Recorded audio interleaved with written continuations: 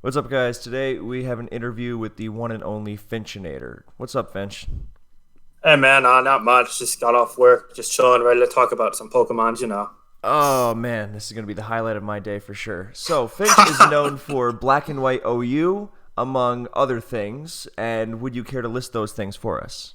Yeah, I mean, Black and White is definitely regarded as my main tier. I've dabbled a lot in SMOU, more than ORAS at least, and also NU since Generation 6. It actually was my starting point, my first SPL, so always kept my ties there. But I mean, on top of that, I have some, forum stuff. I host tournaments, I moderate OU. And I just kind of like to keep myself involved with a lot of parts of the community. But I mean, my main thing is tournaments, and I play Black and White the most. So yeah. All right. How did you get started in competitive Pokemon? So this dates back. I know I don't really seem like the oldest or the most mature guy sometimes, so don't get me wrong. But back in 2010, I was actually only 11 or 12 years old at the time. There was this, you know how on YouTube some people like put their videos of like playing in game, Yeah. like Let's Players. So there's this guy, a Canadian guy called Snowflake, but with an L, and he used to do these videos from like red all the way through like Heart Gold, Soul Silver, and Black and White. And when he did them, he also talked about Smogon. And I was watching his because he went really in depth, and I was like, oh, I want to like learn all these in-game texts and stuff because that's what I did with my spare time back then. And then he was like, oh, I'm like, what is Smogon? And he just keeps talking about him through his videos. And I learned about it. And then I picked up my handy dandy DS. I started to EV a Golurk in game until I noticed, wow, this is not even going to work because I don't have IVs. I don't have like the connection set up. So then one day in 2011, it was probably August, maybe September, I stumbled upon Pokemon Online. And I mean, I guess in a sense you could say I never looked back. But in reality, even from there, it took 3 or 4 years to get recognized. I was one of these guys that played in the clans, and on the ladder, there's this clan called IMP, which some of you older guys may be a bit familiar with. I was one of the angry ladder kids. I actually got into fights with a lot of guys who are now recognizable, like Gary the Gengar or others in back then, who now are still good players. We both all started around then, and I mean, dozens of people. Dice started around then. Blunder actually was one of the first people I met.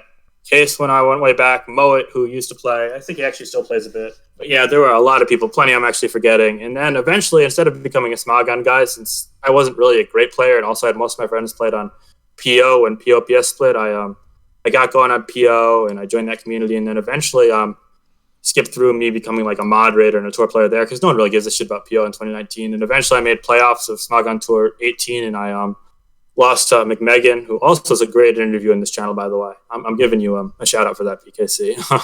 And Thank you. Thank you. I just I kept going. I made SPL 6 through, I mean, probably through making playoffs there, and I haven't really looked back since. And I've been, I guess, a Smogonite. Is that a term people use? I really hope it isn't, honestly. Kind of. I'm using it. Less so these So, days. Regarding yeah, but the playoff game against McMegan, it came down to XY, I think.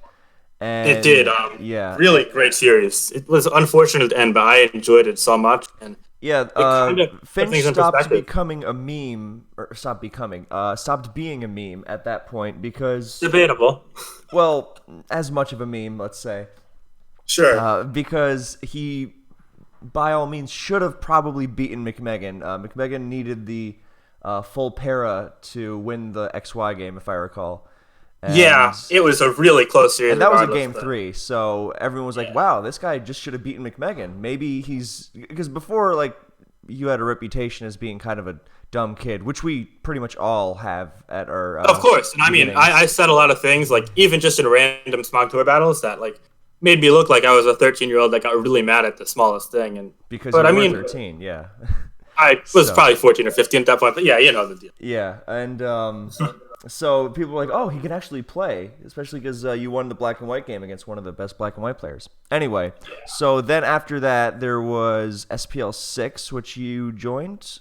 And I did join SPL 6. I started as a substitute, but then you probably don't remember this, but there's an NU Open that came down to a Vileman versus Tricking way back when, and yeah, kind of. and Tricking was and Vileman both were on my team, and they were fighting for the NU slot. But Vileman started season on vacation, and Tricking.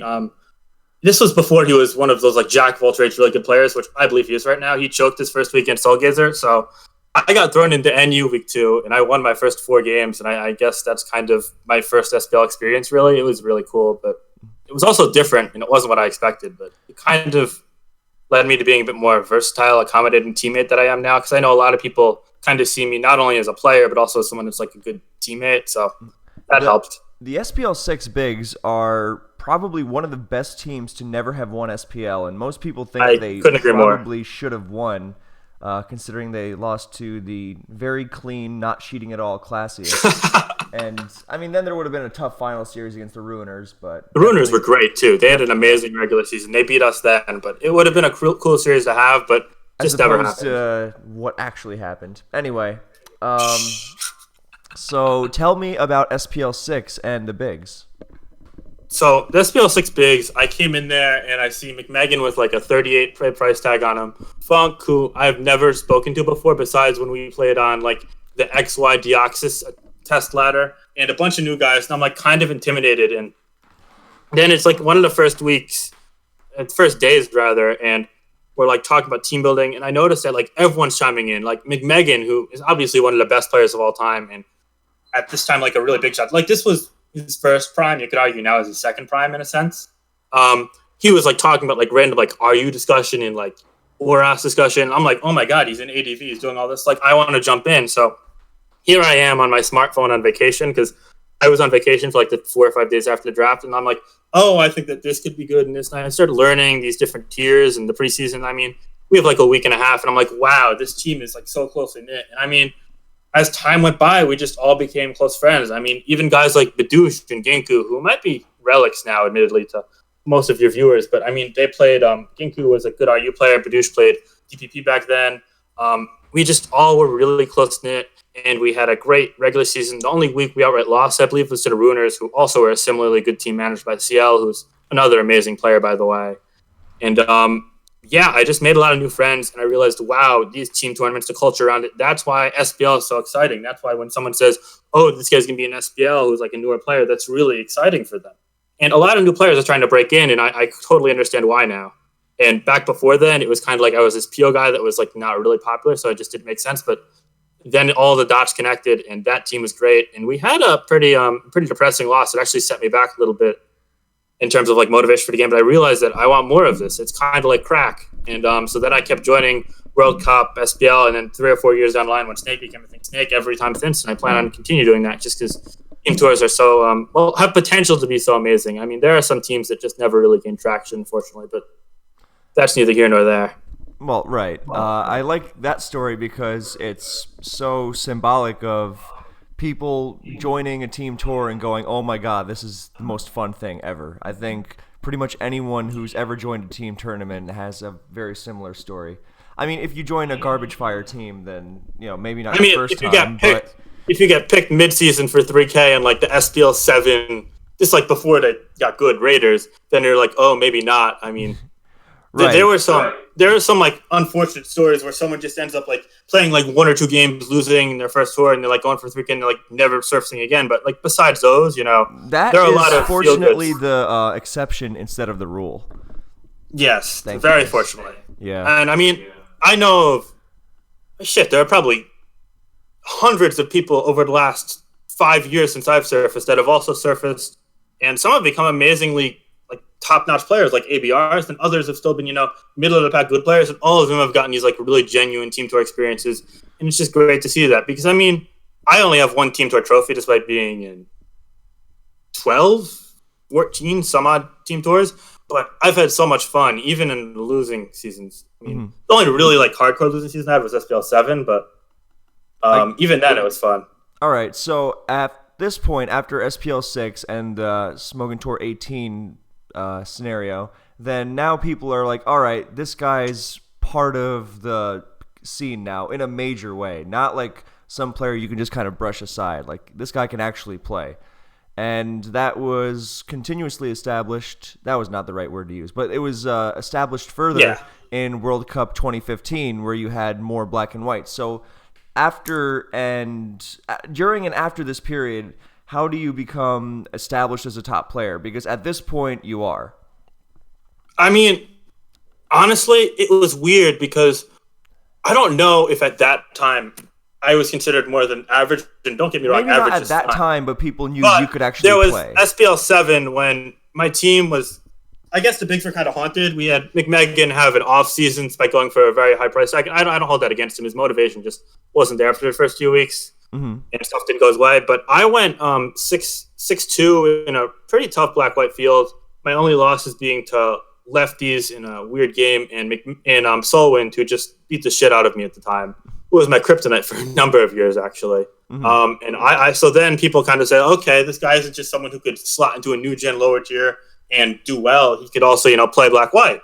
And then I kind of kept building on that, and I strung together. I think there was a cycle of dating back to SPL 10 for 4 years where I didn't go negative at all in any real tournaments besides one World Cup where I went 1-2. It was completed with 6-3, 5-4 records throughout. So I kind of strung a lot of those tours together and okay, this guy, he's always gonna be worth whatever you invest into him. They're not gonna invest 35K to me like someone like Brofist who's gonna go 8-2 or 7-1 or something like yourself, of course. But I'm always gonna be worth it. I'm always gonna be able to compete, and I think that's kind of what gained some respect behind my playing abilities. But coupled that with, and I think and this is just my opinion, by the way. Others are of course entitled to feel differently. I don't think I was someone I'd consider to be a top player, just given how I felt about my own abilities, until the middle of last year, actually. There was a stretch where last Snake I actually went 5-5, which I'm not trying to brag about in any means. 5-5 is an average record. I was fine with it, but I feel like I played 9 out of 10 really good games last Snake, and between matchup and hacks, shit didn't go my way, and that's okay, but I feel like I played good, and then I transitioned into the following Smog on Tour, and I went all the way to the finals, and the finals are what they are, but I played some really good games to get up to there. And at that point, I felt okay, I feel like I'm within the top tier or two of players. And I think since then, I've had some good performances, some bad, but I feel like my capabilities are definitely, on par with the top players. So I feel like while my consistency may have earned me that title in the eyes of some, my recent play has gotten me there in my own eyes. And now I feel real confident about my play. So it's great. Yeah, I think last tour was when Finch Tour stopped being a meme and people were like, oh, Finch is up there now. I think there were some moments that indicated that kind of thing, like last World Cup. There were some really clutch wins. But I think that last year was really a breakout after the breakout, I suppose. Because, I feel like I hit a plateau, and then finally I broke out of that plateau. And not that the plateau is a bad place to be at, but wasn't quite where my peak was, That was very well phrased. All right, so before we get into more fun stuff, you have a reputation as being rather droll and enjoying nothing but the most standard Pokemon. For you, it's just Tyranitar, Rotom, Latios, and insert Don't other... forget Ferrothorn. Ferrothorn, Garchomp, Landorus. Yep. And sometimes if you're feeling a little risky, maybe a Terrakion. So yes. Why do you have that reputation? Why do people choose to give you shit for that? First off, I will say that I use them more than the average person. It's not all I use, but I use them more than the average person. So I totally get being associated. I get being linked to them. But what I'm skeptical of personally, and everyone has their own opinions, of course, but what I think is complete bullshit, if you want to be honest, is there being a negative association. They're like, using standard Pokemon isn't a bad thing. Mm-hmm. Using standard Pokemon means that you have a grasp on your own playing ability to say, okay, I could use this consistently, and I believe I could win consistently. And you know what? There are other things people can use consistently to win consistently too, but for me, that's my thing. Mm-hmm. And you're going to see someone like a stall player use stall consistently and win consistently with stall, and I don't see how that's any different than me using standard just because the mons are more common. And I mean, to branch off of that, because hell, that might not be the most concrete example. If things are good, then why not use them? Like, do you want to handicap yourself? Like, I don't get that whole gamer community kind of mindset. Like, why do you want to stray away from using things that are good? They're good for a reason. So yeah, I'm going to use sand bulky offense, and to a slightly lesser extent, sand balance a lot in black and white overuse, but I've also been one of the most consistent players with it, so I don't know what to say. I mean, it's just something that I feel comfortable with versus a lot of players, and I mean, it's not even that I'm afraid to turn it up a notch. I've used the god-awful, ridiculous Sunstall a couple times in SPL, God forgive me, and I used Drag Mag in the most important World Cup game most recently, so I'm not afraid to, but I just feel like more often than not, and I'm not going to put a percentage on it, but using these variants of standard teams with a tech here or there, or with a surprise set, or just with maybe more speed control against someone versus Smurf, or more braking power versus someone like Dice, for example. Using those standard teams with those small variations that are still pretty standard or semi-standard, using them gives you the best odds to win no matter what you encounter. I feel the most comfortable with them in the game, and I feel like I can do a lot in my power to win pretty much any matchup. There's never really been a black and white game where I've come into this saying, fuck, my matchup is awful. And I feel like some other players have had a lot of matchups on both sides of the spectrum, some good, some bad, and that's totally fair. All the power to them, but I just don't I don't feel like I need to roll the dice given how I feel about myself as a player sometimes. And other times I do, but I think there's nothing wrong with shaming. Using standard. I think standard shaming is kind of a concept that is immature for people that are at this level in the game, if you will. I have a couple thoughts on that.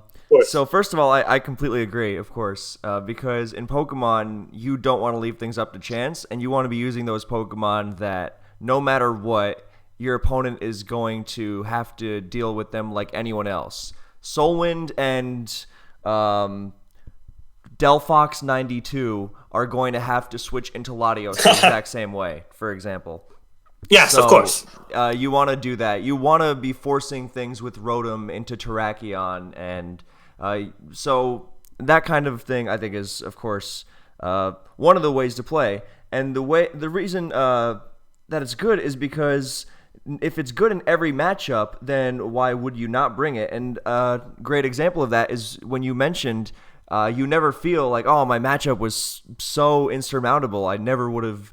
Never could have gotten out of that. You always feel like, oh man, I might have lost, but it was because of the playing, not because I picked a dumb team. Yes, and I have misplayed many times for the record. I'm the first to admit that, but never have I lost a black and white high-level tournament match because I feel like I had no chance from the start. Exactly, and the people who do, then they shoot for those higher variance teams, and black and white in the past, not so much nowadays, but in the past definitely had a reputation as being more matchup based, but as time went on, it was discovered how consistent Sand is, and people who win consistently, dating back to Blue, people were like, Blue, how do you win in black and white so consistently? Yeah. And he was like, I use Sand. That's it. Yeah, can I touch on the Blue thing for 1 second, by the way? Sure. I just want to say that Blue, not someone I really know of, or like I know there's been some shady shit there, but Blue's Smogon Tour dominance with these Sand balance teams is kind of what laid the framework for my mindset. And also, you yourself, because you using a lot of those teams, not even only in Smogon Tour, because I know you've also used some heavier rain and whatnot, but you cranking out these teams like your classic Jealous and Heatran, and then some more, ballsy, like you had that Breloom Keldeo team. All these teams, I feel like that's kind of cemented to players like myself and other. I don't even want to call myself an up-and-coming black-white player because I feel like I've been around, but you're not up-and-coming anymore. But you know what I mean? Like the people that have been there for maybe a year or two less than you guys, it kind of set the framework for that. And I feel like that's been like wow, I don't need to reinvent the wheel because the wheel is very much functional as is. Exactly. You just need to tweak the wheel to your specific needs. Yeah, and I mean, I don't want to toot my own horn here too much. Trying to find a comfortable middle ground between like talking about myself and like not like jerk myself off, but shit like that Breloom set, for example, that the facade set, I feel like that's kind of a good example of like what I like to do. That sure, it's a standard Pokemon, and sure, Poison Needle's been used before, but facade gives you like a bit more power against something like Latios or facade with Swords Dance, most notably, because we were in the midst of a Uniclus boom. Yeah, so I feel like that that is a good example because I like to keep it standard. You would use that set on standard teams, but in a way, it helps like flip some of the more likely matchups to encounter. So against someone that you're gonna see like an Amoonguss from, or even an Ice Dress for your Nicholas from, you're gonna do better with that set than say the other set, and you're gonna struggle a lot less. So and in general, it's still going to perform well. So. Unless you face a Jellicent, which I admit. Right, but Jellicent's falling more and more out of the metagame with the current... Don't tell that to ABR. Don't tell that to ABR. I feel like even ABR doesn't really think Jellicent is such a crux because it doesn't spin against Toxic Tentacruel, or doesn't block Toxic Tentacruel, and it just folds in the face of Excadrill. I mean... Maybe if you have like a really multifaceted plan to pivot around those two, but that just seems like a lot of trouble. So yeah, no, I actually like Jellicent a bit more like earlier this year. But now that Excadrill is so common, it's harder. With Sandforce, which I believe is an innovation we can attribute to you, but we'll touch Not more fully, on the. no. Well, no, I remember it was your team that Ruhr used in SPL. Yes, that was my team, but I do want to say that the set that the Earthquake, Spin, Protect, Rapid. Wait! I just said moves like the Earthquake, Iron Head, Rapid Spin, Protect set. Dice said the 4 moves. I just made the spread and then I put the whole team together. So like it was definitely a team effort because Dice has been using Spidef Excadrill ever since it was dropped. And then I was using it, and I think right before you debuted it on the big stage indirectly, then I was tired of Reuniclus, so I just changed the ability from Mold Breaker to Sandforce on my. I remember that actually. A lot of people. And it was Spidef, and it still did a ton to Reuniclus, and it only has 60 you're recovers. doing like probably 45. And then it was found out that Excadrill doesn't really need the Spidef, and it hits insanely hard with Adamant. So, yeah. But we'll get more into black and white metagame specifics later. Yeah. Sorry, I didn't want to get carried away. Dude, please get carried away. That is what we are here for. Okay. Right. So now that we know that, I guess also the reason why you might get clowned for using Standard, well, I feel like most people who use Standard a lot get clowned to some extent. I've definitely faced that myself because people like to say, oh, you just want to use lazy balance teams for free wins, which is so not the case. But people calling them lazy, by the way, are the same people that are doing some god unforsaken things that I don't really want to get into much detail of because I don't want to give them. Did you know Virizion HO is not good? Who would have thought? Yeah, no. But yeah, it's the idea pretty much for anyone listening who's not familiar with the counter argument is, well, you want to use a team you worked on to beat the whole metagame more than once, and if a team is good, it should handle the metagame, so yeah, you want to use it. And the teams that are so supposedly lazy, I always felt like they were more offensive than anything else. It's not like you're switching between Blissey and Hippowdon the entire game. I want to clean up with my Alakazam or my Garchomp or my Keldeo. Everything is like as being passive in black and white is usually a one-way ticket to losing. So the thing with black white is you can't really be as passive as the more recent generations. Yeah, stall is it's weird because stall in Oris and Sun and Moon is pretty good, but I feel like full stall in black and white is such a matchup pick. It's not, sand stall is just off the face of the planet. I mean, you can get really bulky with like Hippowdon, Pharaoh, Jellicent, but you're still going to have speed. You're going to have Excadrill and T-Tar, and maybe even a Latios. And you need to have a way to be proactive in a pin. Pretty much, yeah, because the stuff is just so tough to beat otherwise, the variety of threats. And Rainstall... pinch, I like that. Yeah. Rainstall is like such a matchup pick. It has some of those Pokemon, like bulky especially Starmie, without Gothitelle, yeah. So now Poison Heal Breloom or bulky Starmie. I remember in Black and White 1 when bulky Starmie was at its peak, it was pretty much, well, as soon as Ferrothorn gets burned, then you just sit on the entire team and they can't kill you. Yeah, and that's why Rainstall died out. Back now. Not like fully, but that ABR team, I've seen a couple of uses. With Starmie, Mamoswine, Heatran. But I mean, actually, even that Ojama team, I believe. Was it? I don't know. It was the team that ABR used against you. That's all I remember. Yeah, I remember Ojama had an identical team a while ago, and people were clowning him for it. But yeah, Ojama's really the type of dude to use Starmie Celebi and win as fuck with it. So I've got nothing but respect for that. Yeah. All right, we'll get more into black and white metagame stuff later, I'm sure. Of course, yeah. For anyone interested, I've been recently thinking about putting together panels for generations, like advanced DVP in black and white, and I would probably invite Finch to that. Like various players talking about the metagame. That was actually entirely Roscoe's idea. Anyway, we'll come back to that later. Oh, fuck you, Roscoe. This one's not for the kids. I'm kidding. If you're listening to this, then you're either old enough or you're sneaking it outside your parents' viewpoints. There's no way you have any viewers under like 50. I hope. Anyway, if not, then I'm still. All right, that was really bad. Sorry, not Jesus sorry. Christ. All right, let's move on to your favorite competitive Pokemon memories. These are the things that we live for, pretty much, on this All side. right, so one of them, the first one actually, is really vague, so bear with me.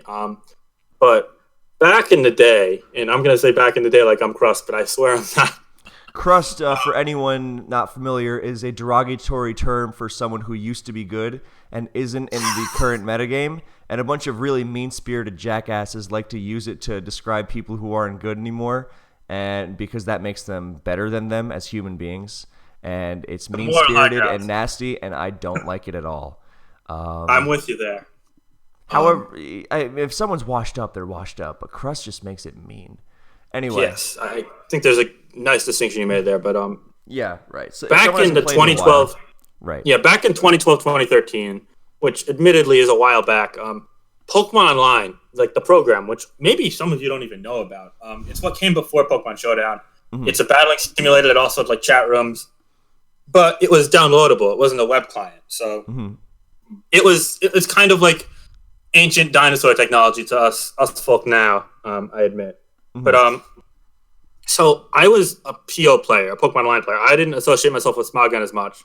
So we had this like whole group of friends. It was me, Case Victory, Meeps or Space Force Meeps or whatever you want to call them. Just to name a few people.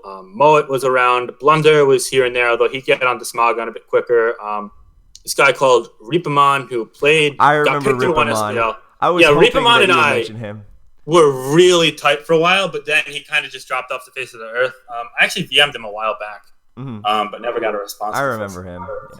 Yeah. Actually, funny, we talked about this because also Aristros or Solar Prominence, he and I were close back then too. I actually committed the cardinal sin of helping him test for US West in their first finals that they won. Completely oblivious to the Smogon ramifications. I was... the time my biggest tournament was Pokemon Online World Cup, so a totally different world when I was playing alongside the likes of the Hitman and Eternal. Eternal actually was a Smogon name as well.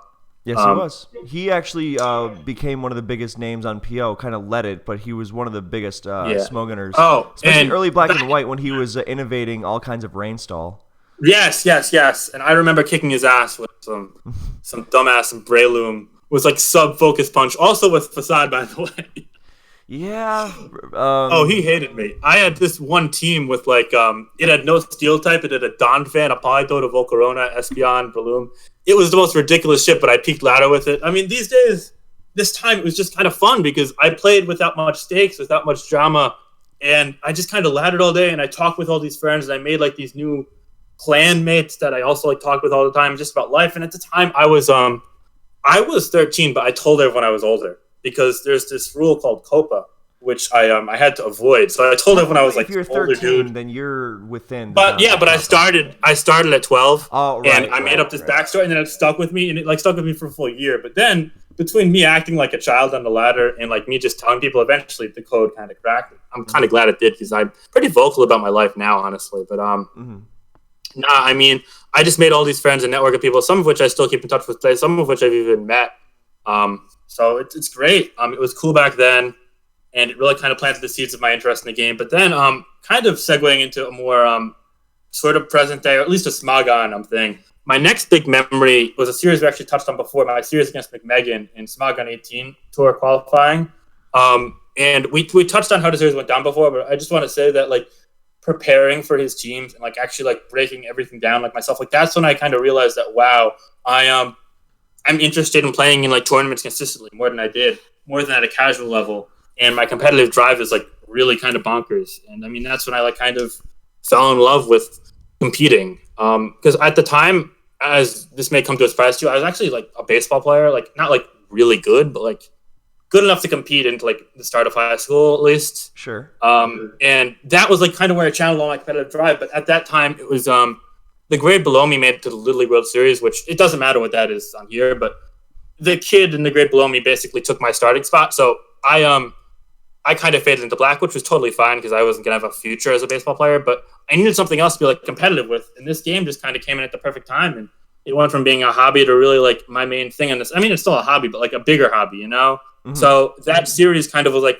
turning a new leaf for me. Like I went from being this like clown on the ladder who everyone hated to like a more serious, conventional, and at least recognized, if not yet respected player. And that segues into my third thing, which we also talked about, which was SPL 6 Bigs. And I do want to note that tournament was actually kind of had two different stories to it. I started out 4-0 in NU, but I finished 4-4.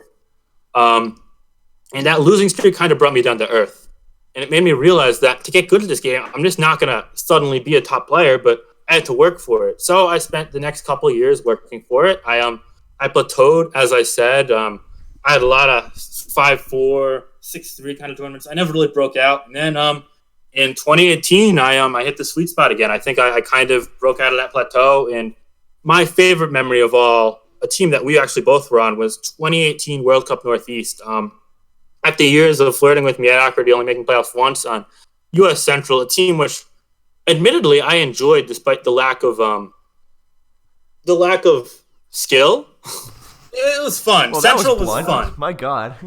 We were bad, but it was fun. I met a lot of friends that I'm still close with. Some guys that I've met, some guys that I help out now that they're on South or on Midwest when I can. Some guys that I advocate for in Snake or SPL, and I've seen them blossom into better players over the years, and it's great. It's really cool. Guys like Donut and improbable stint in the spotlight was last. They did beat Tasung in an SPL game once, so that was cool. But Donut, someone I'm very high on, and almost was a guy who I met on Central, and he's been doing pretty well lately. And then also guys like Jake Zebriken, who never really blossomed as a player since Black and White days, but he's always been around and really nice to me. Just those guys I became really close with over those years in World Cup. But when I got onto Northeast in 2018, it was a whole different culture. We were very serious in a sense because we held each other accountable. Also, we were like a family. We were so close. I love that team. And we had this professional yet casual way of approaching things that it just made it all. Nothing in this world is perfect, but very close to perfect. And we won against West in a dramatic final, and I won a game that mattered in the playoffs for pretty much the first time ever. As crazy as that may sound, I actually won multiple games that mattered. What do you mean by professional atmosphere, by the way? So after I lost against Ace 11, wow. Something after I lost to say, yeah.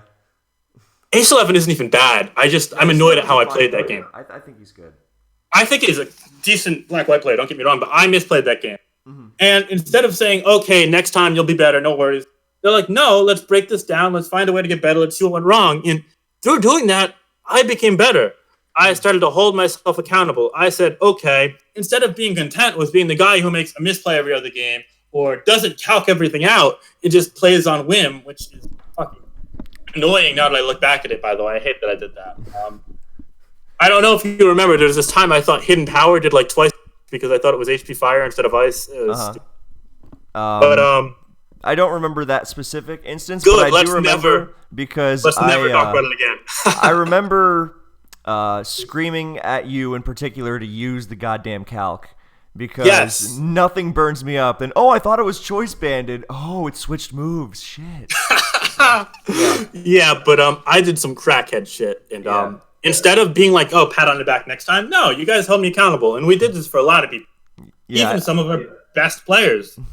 And I think in a way that kind of helped me get out of that plateau of being like pretty damn good, but not like great, to being a great player. And I think I showed that in the playoffs. My win against McMegan was kind of I don't want to say a slaughter because that's root to McMegan, but he didn't have a chance because of the matchup.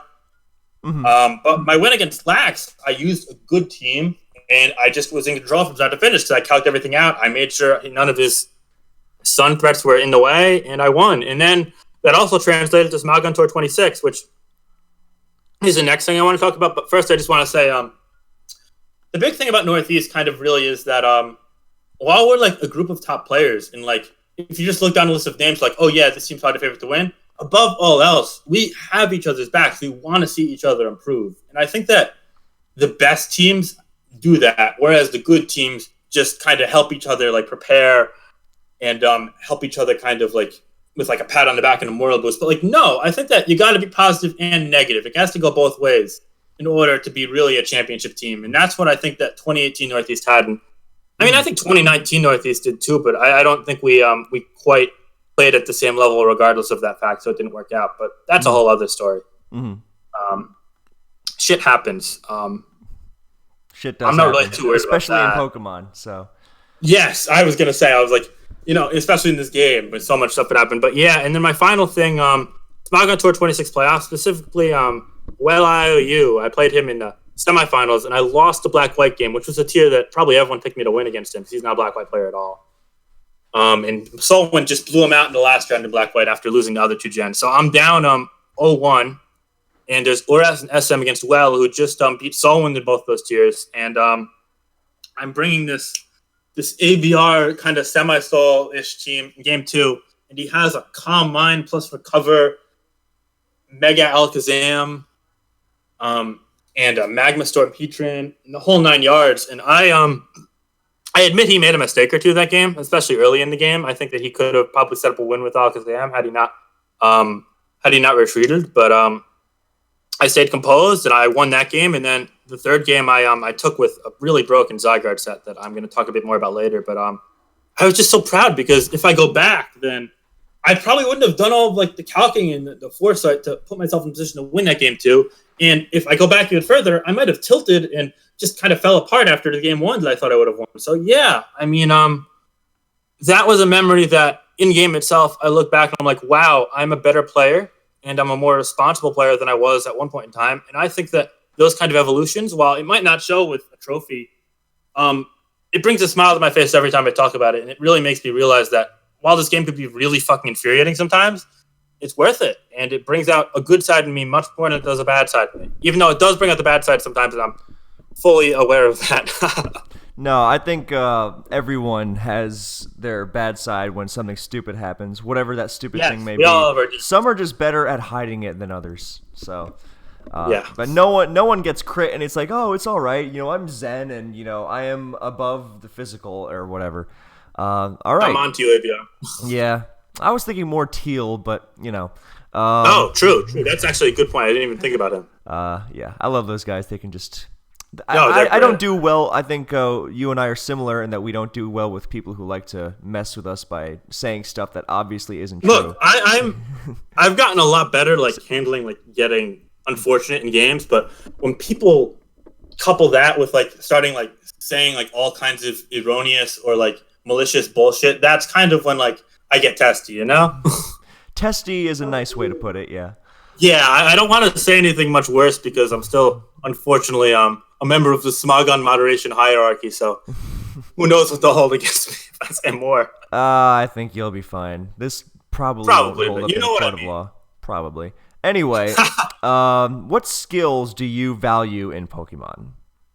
So, first off, I want to say that I'm aware Megan touched on this, but I just want to say I fully agree with him. But positioning is such a huge thing because it encompasses a lot of the smaller skills and traits we see within the games, but it also kind of formulates into this whole master plan of figuring out how to win methodically. Like, if I do X on turn 5 in order to set up Stealth Rocks or get a burn on his Toxapex or Ferrothorn, then down the line, my Magearna or my Tapu Lele is going to have more free room to kind of wear down his team to where my Scarf Kartana or my Scarf Landorus can help clean out the game. You know, it's sequential.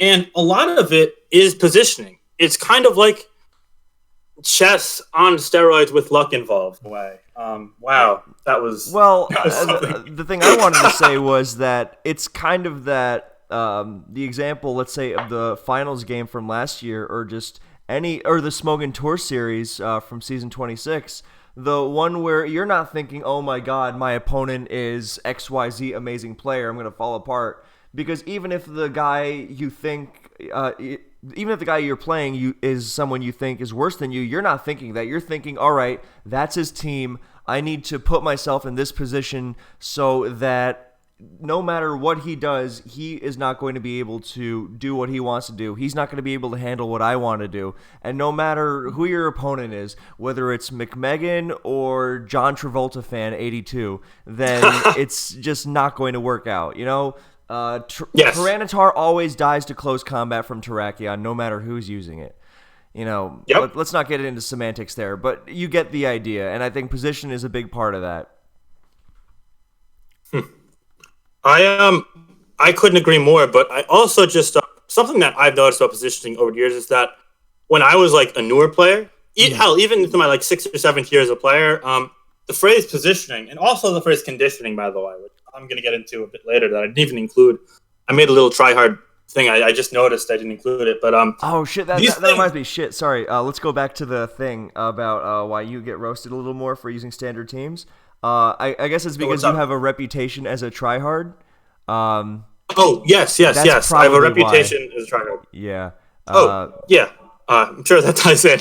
Yeah, that's pretty much. Oh, Finch, cares a lot. What a goofball, and other dumb stuff like that. Because we're all on the internet people for Pokemon, caring about an online Pokemon game doesn't playing non.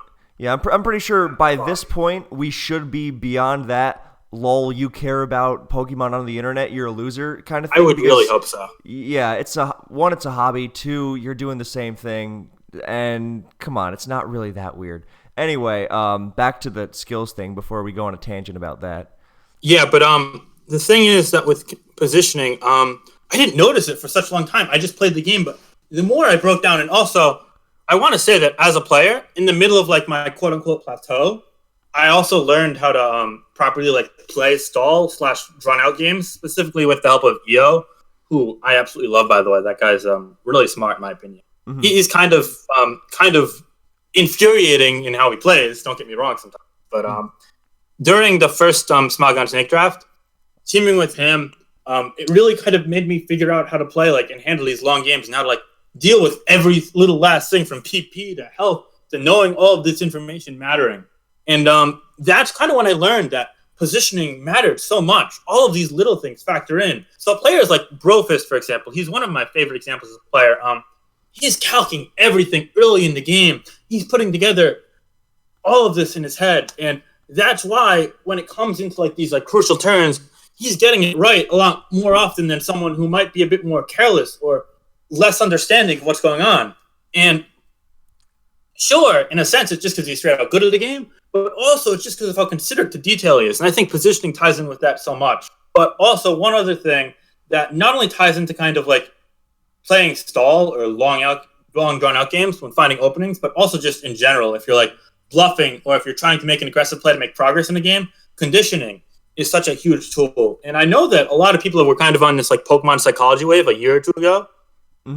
But I'm personally still on it. Is that like the kind of thing like you let the timer go down so you make your opponent think you don't? Not only that, because that's like a very basic level of it.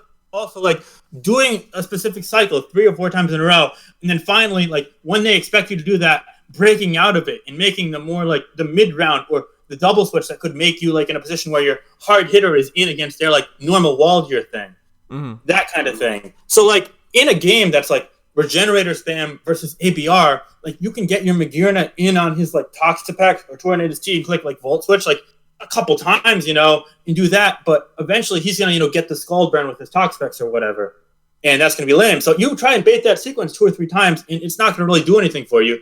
But if you do it, once or twice, and then the next time you double switch into your like Tapu Lele and you get it in at the right time, then you're gonna have a chance to make that progress. So it's just kind of like baiting them into a false sense of security. And I also love doing this with stall. There's this Mega Aggron team that I've spammed for the longest time, and against offenses, there's no really like concrete Mega Aggron switch in. So a lot of times I play it to where I don't necessarily need rocks in the game to win, or if I don't get rocks, the game goes 1,000 turns. So I end up risking the Aggron to get, say a heavy slam off on a double switch to weaken his Defog Landorus T, or an Earthquake off on a Heatran trying to, get a kill with Z or whatever. And it works wonders. You just kind of have to make them think you're going to go for the safe stealth rock or switch out or whatever.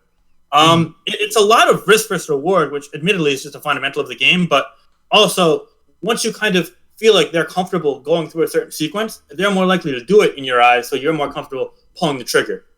Yeah, I think it has to do with things like, we've seen more of that in recent times, I agree. Someone will have like 2 really good switches to a Pokemon, and if he doesn't necessarily lose, if he stays in and you just attack into one of the 2 obvious counters. So let's say I have Kartana versus Tapu Fini, and my opponent has Scizor and Tornadus T.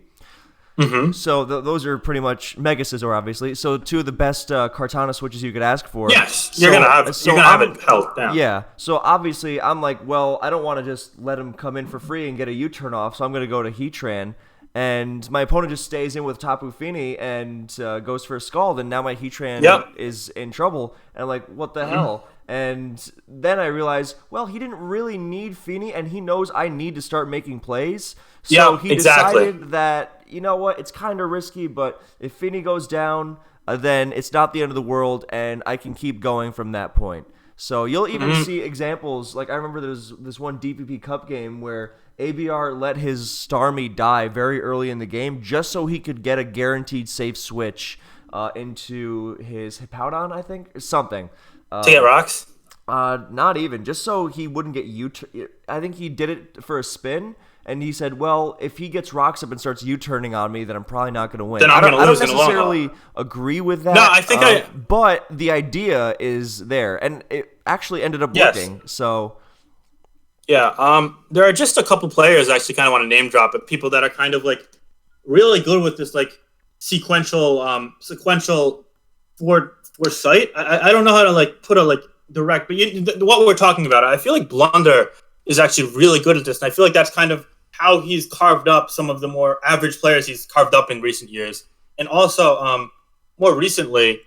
Lax has done it, but I think Lax is a bit more extreme because sometimes he actually does do the thing where he risks the whole game on turn like 8. Right, yeah. I'm more referring to, well, because you never want to make the move that if he just makes the obvious move, you'll lose. Yeah. So, because then you just look like a jackass. And then it's such a regrettable feeling. It's like, well, I didn't even need to do that. You know, what was that? But, you know, if it's kind of expendable and you have a really good feeling about it, I mean... I have a really good feeling about it is not great justification. But if you have really actual reasoning for it outside of that, i.e. I want to break down his Heatran and I feel like it's going to come in here because I have 2 really good counters and him attacking into my counters is really bad. It has to lead to you either making progress in winning the game or winning the game. Like, it has to make sense. There has to be some backing to it, you know? Right. You can't just be doing it to say, oh, I'm going to be up 6-5. Look at that. That's good. No, right. But what does being up 6-5 mean? What does that Heatran dying mean to your Exactly. If Heatran dies and your end goal was a Greninja sweep, was that really so crucial? I mean, it could be if like Heatran dying means you get to fight the actual Greninja counter and wear it down or something, but in a vacuum, then no. I totally agree. Yeah. So that's positioning. Any other skills you think are important for being good at Pokemon? Well, here's one that's kind of controversial, I guess. Team building. I feel like it's hard to be a top player without a sense of how to build / at least structure teams in SMOU. Mm-hmm. And there are some examples of people who use other people's games almost exclusively and do well. But those people at least like understand what's going on. Like, how do you say his name? Hi. We pretty much fed him teams in World Cup, and he pretty much was fed teams in SPL and Snake. But he at least engaged in some conversation. And he is like the absolute extreme in my opinion. Like, I just couldn't see myself playing Snake for 9 games using exclusively ABR or whoever, insert builder's name here, teams, without having input and say and jurisdiction over them. And understanding why those teams are what they are. I feel like to be a good player, you need to understand like the blueprint behind the team. Not every last EV spread necessarily, although don't get me wrong, that really does help me. And I know you're someone, especially that's a stickler for like your own EVs, your own kind of understanding. And I feel like that's probably part of why you're such a great player. But I feel like if you're using the calc in the game, you could figure that out yourself in theory. Mm-hmm. But if you really don't get what's going on with your team, then your odds of winning, I feel like they drop significantly. Especially because some teams are built around... Yeah, some teams are built around not even just a sweeper, but just like a kind of more specific synergy. And I'm not just talking. Yes. I'm not just talking like let your sacrifice X sweeper to get damage on Y, so that Magearna then comes in and wins. I'm talking something really complex that I probably should have gotten an example for beforehand. But so this is gonna sound really abstract and weird, but I promise it makes sense. Something like hey, this thing usually switches into. I'm going to try and concoct an example on the Switch. So Good luck. the example I'm going to use is black and white. Sure. So Rotom tends to draw in a lot of grass types, and Heatran tends to not do so well against the fire against the fighting and water and the dragons that use these moves as well. Heavy metagame, ground as well. So, but with Rotom, you force situations where Heatran comes in. So even if Heatran doesn't have a good matchup against most of the Pokemon, one-on-one, then with Rotom you consistently draw that in. And the end goal isn't a Heatran sweep. You're not going to sweep a team with Garchomp, Keldeo, Latios, Landorus, T-Tar, Filler. But what you are going to do is you're going to consistently draw something in with Rotom, because grounds don't switch in a Rotom besides Gastrodon, which gets burned, which means Heatran's even more of a threat. And you should be able to take advantage of it elsewhere within your team. But for the most part, you're drawing in like Amoonguss and Ferrothorn and Poison Heal Breloom. And with Tyranitar, the synergy gets even better because it means Latios isn't really a counter. Yeah, then you have... Yeah, so and you also have Sandstorm. So the whole idea behind the team isn't I want to sweep with Heatran, because that's not going to happen. It's using Rotom to get Heatran in to break teams down more easily, which bypasses the fact that it's not going to be able to switch into much safely. And Rotom backs it up against rain, like it can handle Torn, it can handle water moves. So, and they both spread a really obnoxious passive damage, like Will-O-Wisp on top of Magma Storm. That's annoying. So that's the kind of synergy I'm talking about. Not necessarily just, I'll use this lure to remove my Magearna counter, and then I'll set it up. Like, I don't know, insert whatever Toxapex lure you want to think of, and then let loose. Yeah, there are plenty, but right. I feel like they're what you just mentioned. The whole point of that, I said that to say this: if you're not really involved with the process behind your team, like it doesn't necessarily have to be a solo effort. But like if you're not even there when your teammate goes, let's make a team around Rotom Volt switching into Heatran, and you're just like, just give me whatever and I'll figure it out. I mean, yeah, you can figure it out, but you are putting yourself at a disadvantage. I couldn't agree more. And I also just feel like being there when it's discussed, like it feels better. Like I guess how people feel individually totally varies, but like for me, like our World Cup team, we build collaboratively a lot, especially in newer gen.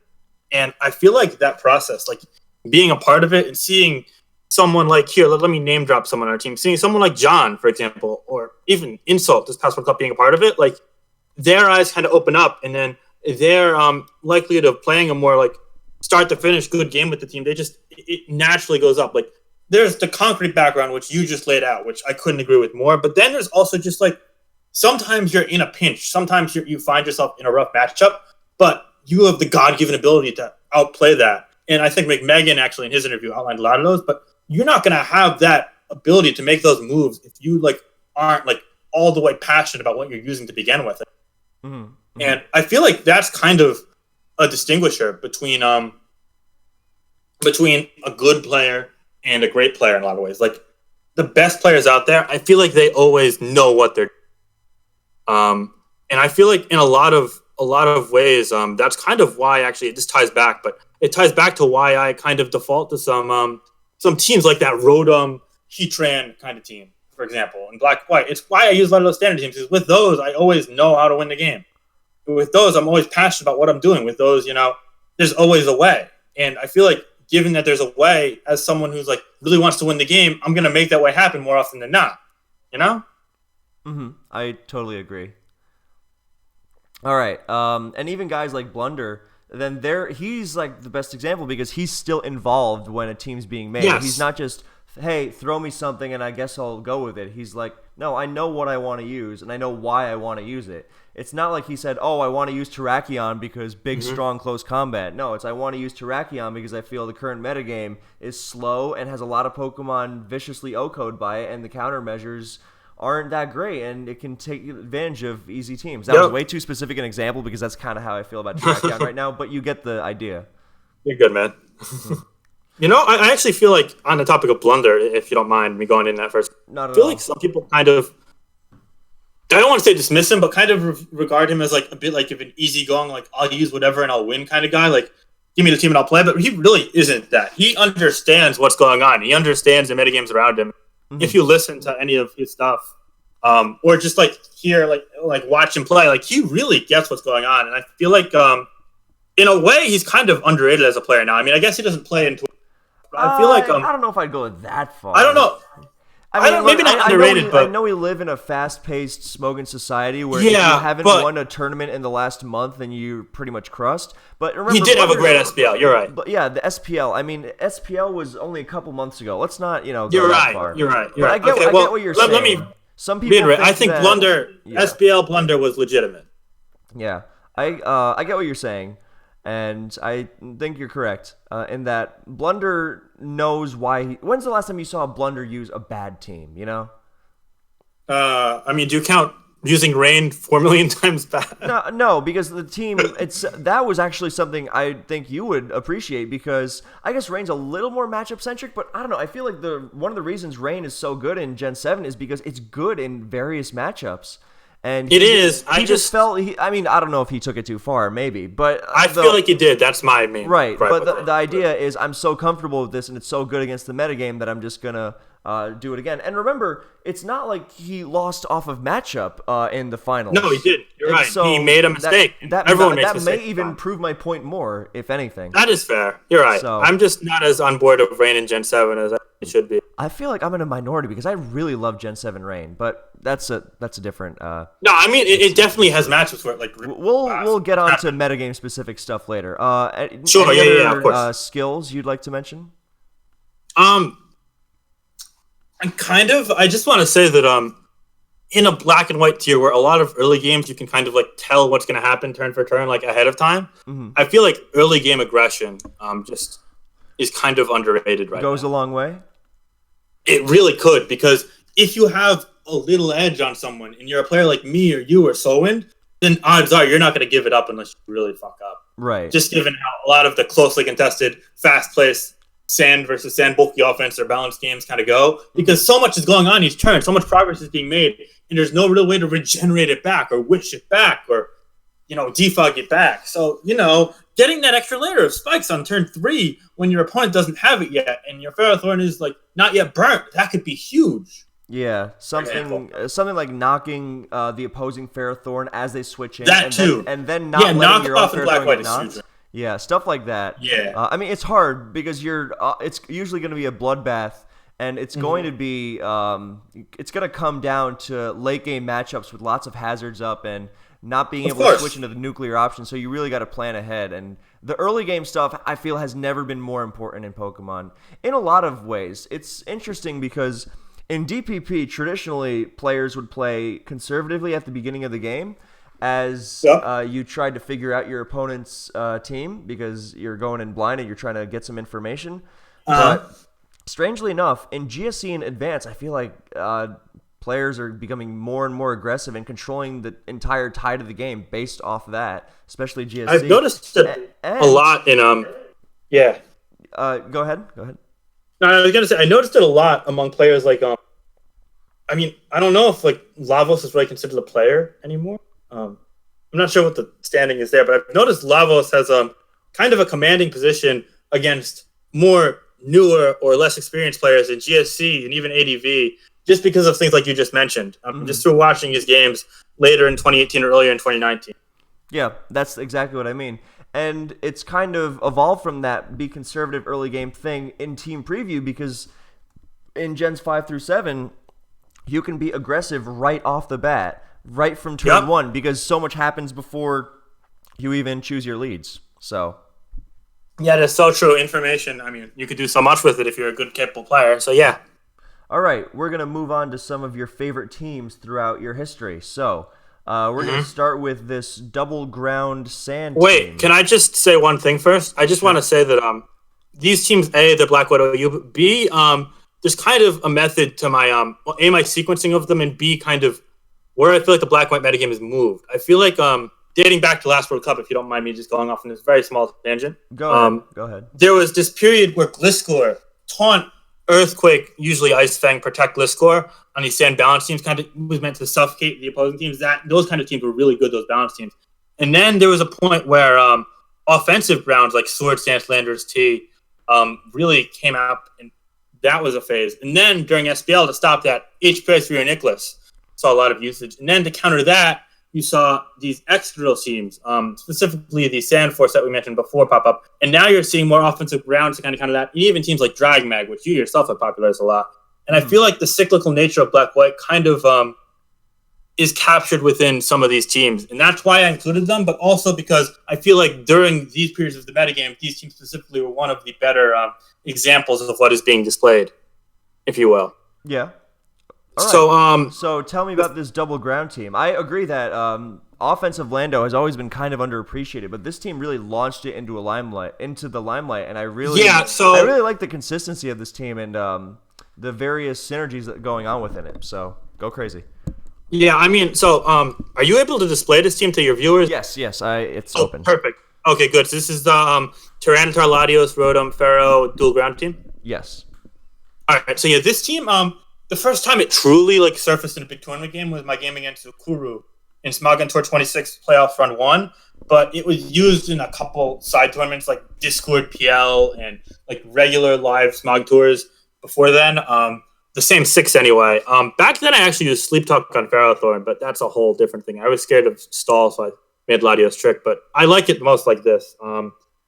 Anyway, the idea is that so you set up a Swords Dance with this Lander's T, and say you lure in a Rotom or a Skarmory, you kill them with the +2 Fighting Gem superpower, especially if rocks are up for the Skarmory, and then you clean house with Garchomp. But to add on to that, usually players might be able to seek that out. Because Fighting Gem Lander's T, ever since I think McMegan popularized it, I'm not quite sure who popularized it. But ever since it surfaced, has been something people notice. Okay, this is a set. Maybe I'll scout out for it. So on top of that, you also have Rotom W, which in my opinion is a great early game Pokemon. Something that I lead with a lot. And you get status off. You get Will-O-Wisp momentum. And then you could set up spikes and rocks. And also you have the best Punisher in the game. No, not Bro, Latios. And it flows so well because while this team only has one thing with Volt Switch or U-turn, you're never really on the complete back foot with this team unless you get pretty thoroughly outplayed, in my opinion. This is a good example of the kind of teams I like because, yeah, you got hazards and you got some bulky Pokemon, but it's really offensive more so than anything else. I mean, Ferrothorn and Rotom are not exactly passive Pokemon. No, I mean, Ferrothorn's the most passive you have, and look at what this Ferrothorn could do. It could knock off opposing Ferrothorn or other things, leftovers or other items. It could set up spikes, and it has 2 attacks. So, I mean, say you're facing a Tornadus, if you will, because I know it's something that we both like in Black-White, and let's say it's taking rocks and a couple turns of sand. Gyro Ball can knock it out, so it can't just kill you and all you get is spikes to show for it. No, you threaten it. Or say you're facing a sub Thunderous. It can't sub up because you can just spam Gyro Ball, which breaks it usually. Power Whip doesn't, but I think Gyro Ball usually. Well, that's only against the bulky sub Nasty Plot one, but yeah. Yeah, but we'll discuss more about that. You're always going to be making some form of progress, and I feel like that makes Landorus T, despite the set being known, even more threatening because Swords Dance plus HP Ice in itself is really hard because you can't switch your Gliscor or your Landorus T into it safely either. So then you're limited to Skarmory and Rotom W as normal checks, but then they get blown away. So you really only have Slowbro. Slowbro gets destroyed by SD Earthquake, especially with hazards. So Landorus is pretty much unwallable. So there's no real hard counter to this. Besides Quagsire, but Yeah, I was gonna say even I'm facing the Quagsire variant of Randstall. I actually beat that team because I burnt 4 different things with Rotom W after getting Chansey early game with Sand. Yeah, and I mean they have to go to Quagsire every time, so you just go to Ferrothorn and Rotom and. So really the point is that while this team has only one real stall breaker in Landorus T, stall in Black-White is kind of conventionally bad because there's so much going on. There's so much residual damage and hazards being set up that you can't defog away, weather that you can't reset, that it's just going to make progress. And teams like this, really nasty. And I feel like they took advantage of kind of the more passive fallback teams that you saw a lot in Smog on Tour. And I actually, in my game against Tsukuru and Ruhr, I faced Rain Offense twice. And Scarf Garchomp against Rain Offense is really good in my opinion. Yeah, Scarf Garchomp is amazing, especially with this Landorus set, because it's pretty tough to deal with unless you have a defensive team, and Landorus blows these defensive teams apart. Yeah, that's why I love the Mamoswine and stuff. Yeah. Ooh, Mammoth Spine actually is kind of tough for this. Right, But because you can have win. Calm Rotom instead of Bold, but yeah. But also, just Ice Shard kills me with 3 Yeah. fast Ice Weeks. But yeah. And Ferrothorn and T-Tar get smashed because, I mean, Ferrothorn needs to be in range, but Superpower hits it really hard. So, yeah, some other choices I like are the dual Stealth Rock, which is something I really liked using in Black and White, and I think then ABR noticed, and he liked it too, and then it just kind of became a thing because it's so easy to fit because guys like Tyranitar and Garchomp, they have, and Scarflando, they have that free move, and it's like, why not Stealth Rock? Why not throw a wrench into those teams that rely on being able to clear the field at all times? I couldn't agree more. It really gives you more flexibility, which is what you really want in any given game, because sometimes you want T-Tar to be that check to Latios and Alakazam and Rain, but sometimes you just want to get up rocks and get the hell out of there, and it can't do both. And when you have a backup Stealth Rocker, if you can afford it, of course, then it's even better, because then you don't have to make that choice. You can just go, all right, I'm going to let T-Tar check X, Y, and Z, and Chomp will be my rocker. I mean, you have 4 feasable Stealth Rockers on this team, so it's not even that difficult to throw on. Yeah, and I mean, Ferrothorn also there's could like the whole use it. Yeah, and so could Landorus isn't a common rocker in Black White anymore. Could.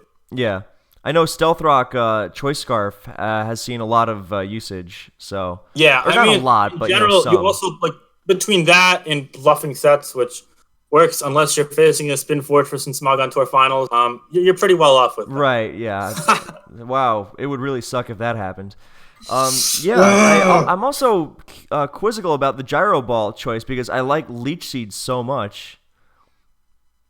I mean, I could see it both ways. I guess I've just always felt like doing direct. Leech Seed probably would be nice to force some switches.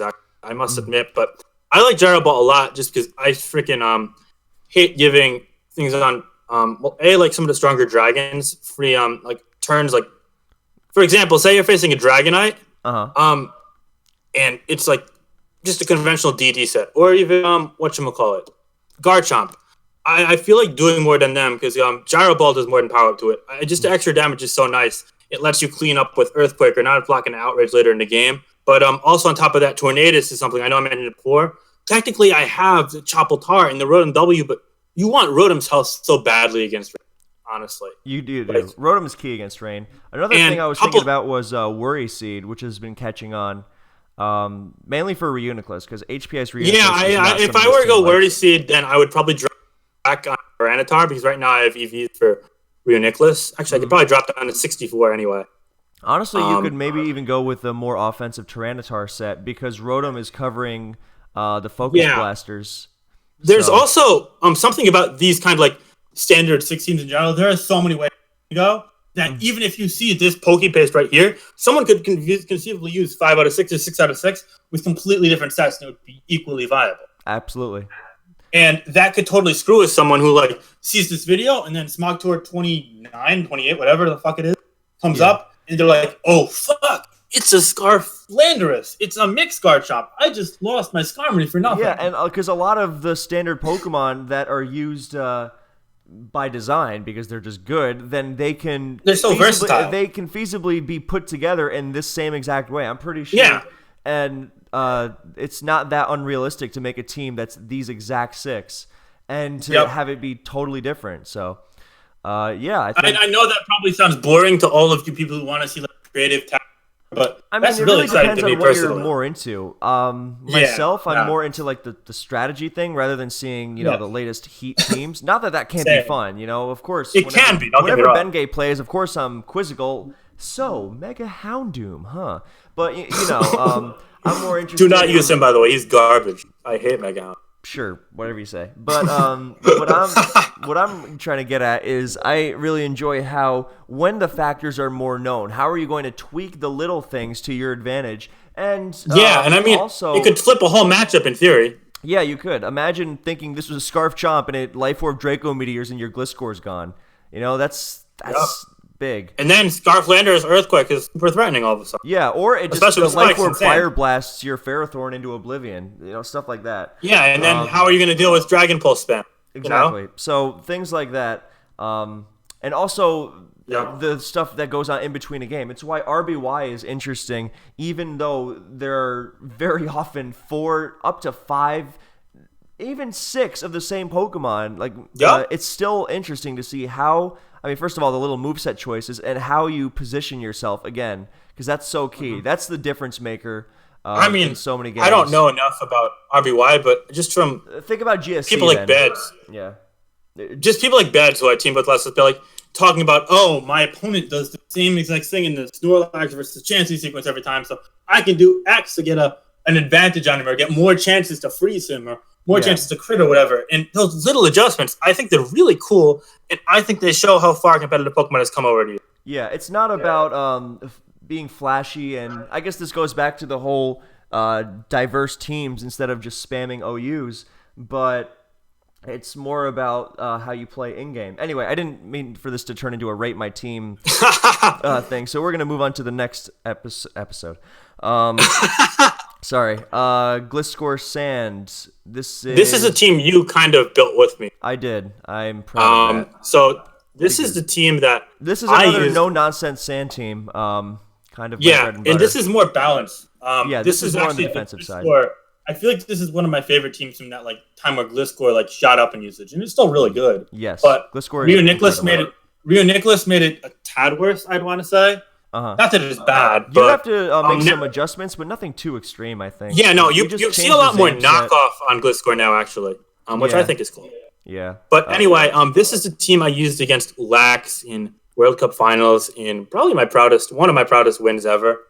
And he used this kind of nonsense, probably dice-built Sun team, which I can't say I approve of, but just the backbone of Scarf Tar plus Gliscor plus Hazard, specifically from Heatran, which is a godsend, just really did well in that game, and it held it together. But these type of balance teams' objective is that you keep a lot of the super threatening things that are faster and more frail out of the way of plaguing you long game with Pursuit Scarf Tyranitar, which is one of the most no-nonsense Pokemon ever made, in my opinion, Scarf Tyranitar. Yes. Gen 4, Gen 5, it's not as good in Gen 5 anymore, but it's still very viable. Yeah, you just got to watch out for Zam, pretty much. Yeah, and I mean, we have super special defense Slowbro. It's so bold. Yeah. I actually would like to mention that Slowbro because the idea of it was you don't want it to be, it's your Keldeo counter, so you want it to be good against that. But the whole point of Slowbro is that it doesn't immediately die to Pursuit. But Special Defense gives it so much more. It can T-Wave a Zam, and then suddenly Scarf Tard takes it out, and your own Zam beats it, and it's just easier to deal with in general. And it's still huge. A Slowbro, so it's still doing a decent job of checking Terrakion and stuff like that, especially with the backups, because Gliscor and Slowbro are overlapping. So you're making up for the fact that it's not as physically bulky. You have the HPI Zam, you have the Ice Beam Scarf Tard, you have the Ice Fang Gliscor, so you're really... you cover the bases well. Yeah, you're covering your bases of not having Ice Beam on it, so Garchomp gets a little more obnoxious, Dragonite as well, but generally Slowbro's still going to do Slowbro things, and this is the kind of little tweak that makes such a difference. Suddenly, it's not as terrified of Rotom, because it can actually slack him off, and it's Fire Blast funny is another we say big one, this. because in a Hazard war like this, I mean, you've got your Gliscor and your Zam that are immune, but you still want to limit the effect of it. And Fire Blast means that actually if you every catch a single Ferrothorn Pokemon on this team deals with Ferrothorn in some way. I mean, or is Ferrothorn right? Yeah. Well, even Ferrothorn deals with Ferrothorn, and I mean knock that it like off, this because Tyranitar. I mean, Superpower is not something you really want to be using against it, but the whole point of Tyranitar is that it's pursuit killing something, or at least pursuit damaging something, like if you want to chip a Politoed. So the whole idea is that if Ferrothorn comes in, then Tyranitar's already done something. It's not like it's going to flail helplessly against it. Gliscor taunts it, Heatran's obvious, Ferrothorn knocks it, Zam is obvious, and now Slowbro, the only place where in Team Preview where it would conceivably get in without nothing having happened besides maybe a Scald Burn, now even a Slowbro roasts it. I mean, you got to be a little more careful around Tentacruel, but with Thunder Wave, and even that becomes less of an issue. So, couldn't agree more. And just one other thing I want to point out about this, this Heatran set, it's ridiculously standard, I'm aware, but if you're not facing one of a very few particular things, like say Gliscor or opposing Earth-powered Heatran, or even Recovery and Nicholas, it's so annoying to face. Even with Rain, say you get a burn on Tentacruel. Yeah. And then you suffocate it with tar. Oh my goodness, rocks are staying forever. I've actually been using Will-O-Wisp on Tran more and more lately to try and catch Tentacruel on sand teams, and also to get Gliscor to switch in, although people really shouldn't be doing that ever. Fuck people do that. Right. But also, like, it means Garchomp can't switch in. Latios is taking more per turn off the bat, etc. And in general, just defensive Heatran in Black-White is really good. Yeah, I think Heatran spreading status is a reason why Gliscor and Reuniclus have just really become the forefront of the metagame. Yes, I couldn't agree more. Yeah. There's such a big relation there. And I think a lot of people that are more players might say, oh, Heatran, in a generation where, like, there's, on all the sand teams, there's, like, Garchomp, Landorus, Latios, Rotom, Terrakion, Keldeo, and then all these rain teams that should beat it because of rain. Oh, it must not be good, but no, that's nonsense. When you get into the game-to-game grind, Heatran is still ridiculously grimy. It's so good and effective. It's practical. And I just think that people kind of don't notice that until they really get down in the trenches and figure it out themselves. Yeah. ABR said semi-recently that every metagame with Gliscor devolves into Poison Heal, Magic Guard Pokemon using ice moves for it. Yeah, pretty much. And yeah, I mean, that's something that happens. But then the more offensive metagame takes over and reminds it, hey, you can't passive damage your way through everything. And I love how Oras and Black and White especially are really cyclical still. They're exciting still. Yeah. I'm never going to get bored of Black and White over you. Firm believer of that. Right. You might need a break at some point just so you don't go crazy, but, you know, that's healthy and normal. All right, moving on. Course, this is a big metagame definer, this last team. Oh, yeah. So this is a team we mentioned before, and there are actually some alterations of it. I know a lot of people still use Superpower over Low Kick on the fire. Did I give you a Low Kick Pokepaste? It has Low Kick, yeah. Yeah, okay, so Low Kick, for the record, I only use on teams with both two Psychic types, because then it means that you're more likely to win the Tyranitar versus Tyranitar Ditto, because you want to get rid of Tyranitar more likely if you've got both Latios and Reuniclus than just one of the two, because its health being lowered is just so important. Yeah, so this is a really big metagame team, so explain to us how this more happened. Importantly, let's focus on the metagame. That's what I mean. How did this team come about? So, first and foremost, I want to give credit to McMegan / We Three Kings for, I guess, popularizing the Reuniclus set. Was it? I'm not... Okay, assigning credit to a set is whatever, but SPL 10, this Reuniclus set, became so huge because it tore to shreds not only Gliscor stuff, which we just mentioned, but also offensive ground types and rain teams, and also you don't have to rely on focus. But I mean, also Reuniclus paralyzing Thunder like Tyranitar or Jirachi or any steel type really is so huge. And then naturally, when this Reuniclus is surging up and Psychic plus Focus is surging down, suddenly this Excadrill, which Excadrill is already a great Pokemon, but Excadrill with the ability to not only spin away spikes, but also wall Bolt Beam Reuniclus, at least for the start of the games, with Protect plus Leftovers is so good. And in a way, it's kind of a variant of especially defensive utility Excadrill, but you slap on Sand Force and you give it attack investment. So Earthquake and Sand does ridiculous damage. Like, it kills Reuniclus. It could kill Amoonguss after spikes, for example, which is insane. It always kills Tyranitar, of course. Iron Head is like killing Latios after rocks plus sand. You know, you're doing so much damage. Scarf Landorus can only switch in safely once. And top off that damage with the fact you have Protectless Leftovers. So you're basically, and I'm quoting a new gen player and saying this, never dying. You obviously can die eventually, but you know, you have the longevity. It's not going to be worn down by Stealth Rock. It gains health when it switches into Stealth Rock. It's crazy. Yes. So, couple being hazard control centric with checking this trendy Reuniclus set with having a good defensive typing in general, so it can get in a couple times with ridiculous offensive presence, which by the way means that things like Rotom W suddenly surface a bit more often again. Not that it was ever bad, but like there's more reason to use it, which I think is because I love Rotom W. And now suddenly people need to pack more checks to offensive Excadrill, so that actually made Black and White spiral into seeing like these Dragmag teams that don't things. Balloon Magnezone set. Sorry, Dragmag teams that what? You cut out a little? Sorry, these Dragmag teams that never give it openings, or like Balloon Magnezone in general, really cool. Although Balloon Magnezone is actually better for Scarf than this, because if you get a flinch, you're fucked. Right. But, you know, the point is that the metagame is adapting now to this, so it's still cyclical, but also this team in itself at the time, because let's set the setting. It was late SPL. It was actually the finals of SPL 10, so we're talking like March of this year, and this was the metagame. This Excadrill pretty much took the metagame by storm. You saw it so much in Black White Cup. As a result of Reuniclus, yeah.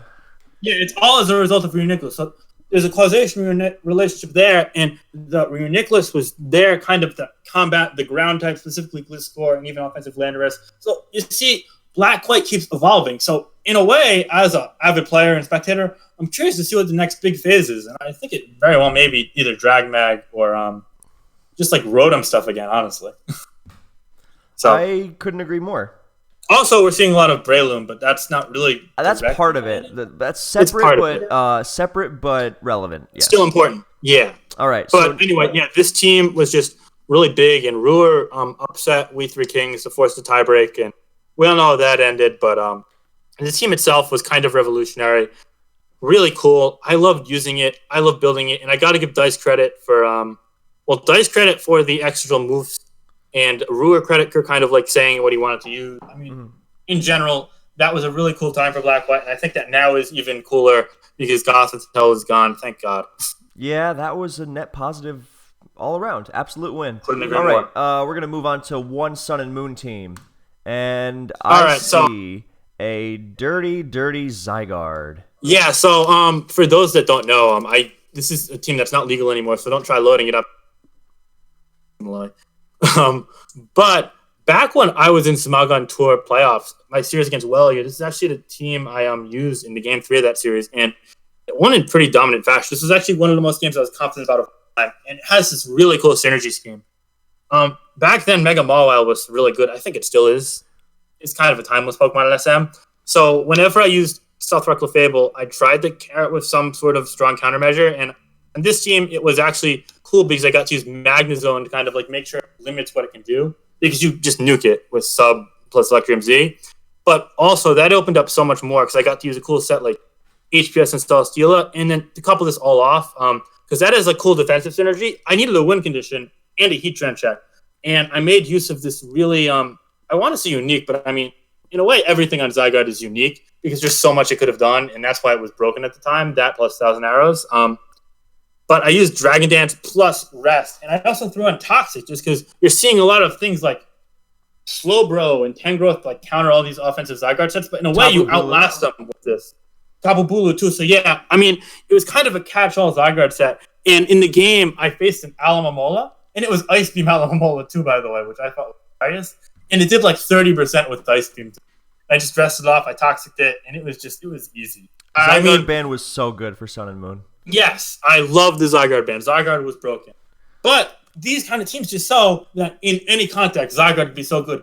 Not only are you seeing it on these like kind of more conservatively oriented balanced teams, which yeah, it had Scarf Landorus too, so in a way it kind of had to speed up the game because Spikes Up could be annoying. But you're also seeing Zygarde on like freaking hyper offensive teams with screens. And then you're seeing it on just like standard bulky offensive teams with like Z or with like Soft Sand even saw used to beat Clefable. And then you're seeing Choice Band on like Balance too. And then these rest sets, like it was just a jack of all trades in itself with one Pokemon. It was one of the best Pokemon in SMOU for a long time. And then when it peaked, it was definitely I remember that game. If anyone's interested in seeing it in ridiculous action, then I encourage you to go to the Tournaments Forum, Smogon Tour Sub Forum, and then going to Smogon Tour 26, the thread, and the replay should be in the first post. If not, then just scroll through it. It should be there. All right, moving on. We're getting to the best part. Oh, sorry? We're getting to the best part. Oh, my favorite part. Sorry. Go ahead. So are we talking about the favorite battles throughout history? Yes. Yeah, all right. So number one is, these are not necessarily just yours.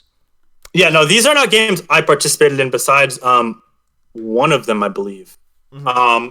But these are games that, through different ways, I looked up to them or I saw them and I was like, wow, this is cool. The first one, if you don't mind me going through it. Yes, Solwyn versus Dice. Let me introduce Solwyn versus Dice. So this is a very recent game, actually. This is from World Cup of 2019. It is June 9th, actually. Yeah, so this is a month and basically 3 weeks ago, not even. So we have Solwyn Dice, top 2 ranked players in the power rankings. 2 players who I think we both could agree are top players in Black, right? Absolutely. And I mean, their teams are kind of good embodiments of who they are because Dice, you see the extra drill and then kind of the offbeat picks like Gastrodon and Salamence. Mm-hmm. He's kind of known for. And then Solwind, you kind of see this this kind of proactive opponent-oriented pick. He has these dragons, and it's not full-on Dragmac. He also has the extra drill Mamoswine, so it's cool. You see these kind of builders that explain who these players are in a way. And the game in itself, I think, was pretty well played. Yeah, I really like that there's 2 Salamence. Me too. Yeah, no, that's badass. Salamence is such a classic. Yeah, it's got a lot of.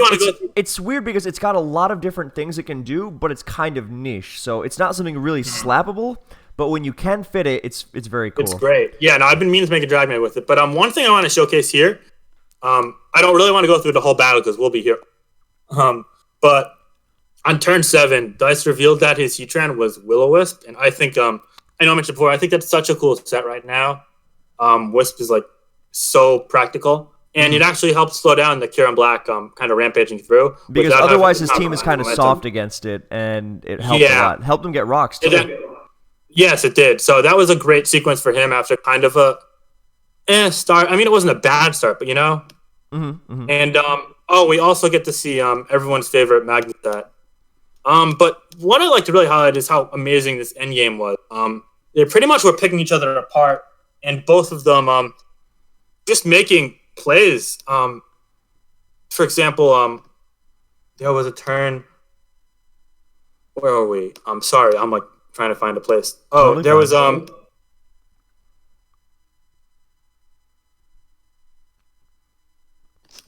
Fuck, I've lost my place. I'm sorry, but both of them just kind of were picking their spots really well. It's only like a 20-ish turn replay, so yeah, no, and at the end specifically, it was actually, and I admit this isn't like the most like pristine moment, but at the end they pretty much traded positions. It was weird because I don't know if you recall, but the Mamoswine flinched to Tangrowth. I still have it open right now, so yeah, on turn 20, Mamoswine flinched to Tangrowth. So everyone was like, "Oh fuck! If Tangrowth killed the Mamoswine, then Salamence would lose to Gastrodon if it's Ice." It's like whatever, depending on the sets. I knew it was Ice Beam because I helped build Dice's team with him. But so I was like, "Oh crap, it's over."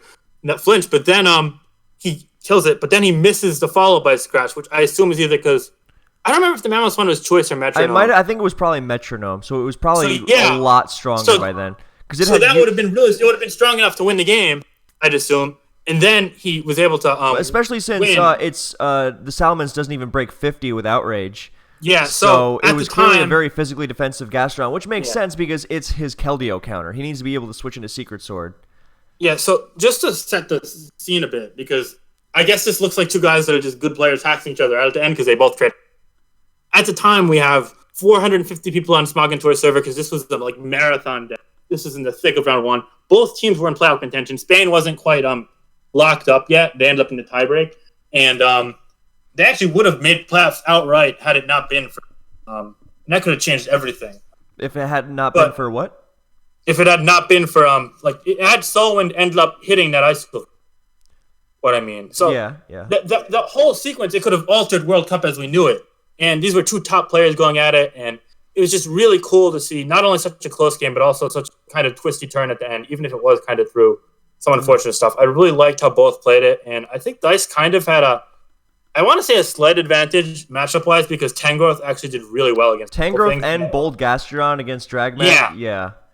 And I feel like Solwind did a great job keeping himself in it, but Dice was able to hold through. It's almost like Solwind's team almost doesn't have enough abusers, Like I feel like when you have Latias there, you kind of compromise yourself a bit. Yeah, because I mean, there's Mamo, Kyurem, Mence, and then you got the Mag. But then instead of Latios and even Jirachi, then you lose a threat and you're more passive. Yeah, I think that he wasn't expecting to face a team like this. Yeah, and he kind of played in Dice's favor that way. And then the game just was really close because Solwind, as always, played well. But this was just a cool game, and it had this ridiculous double twist at the end, so I thought it was cool.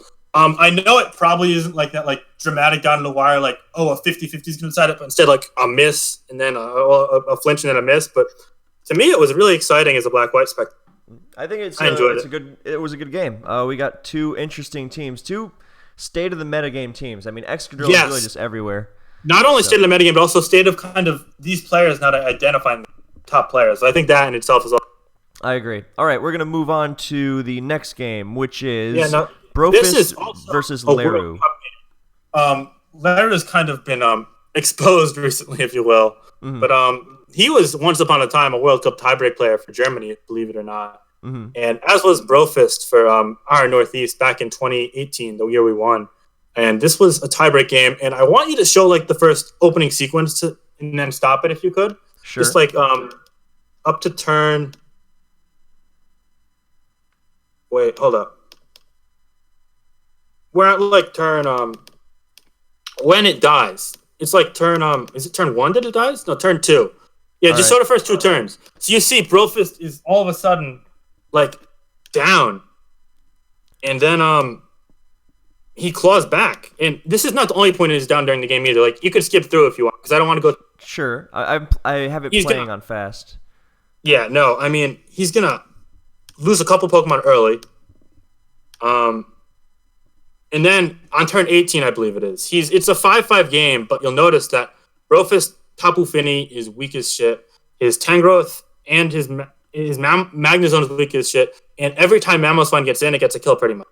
Mm-hmm. So on turn 18, he looks like he's losing pretty significantly because everything on Leru's team besides Regenerated Tornadus is healthy.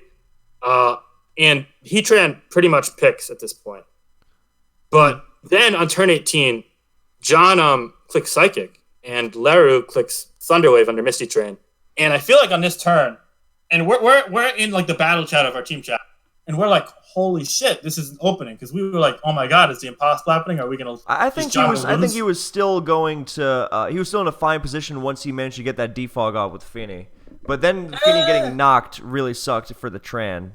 Okay, maybe you could say that it went back and.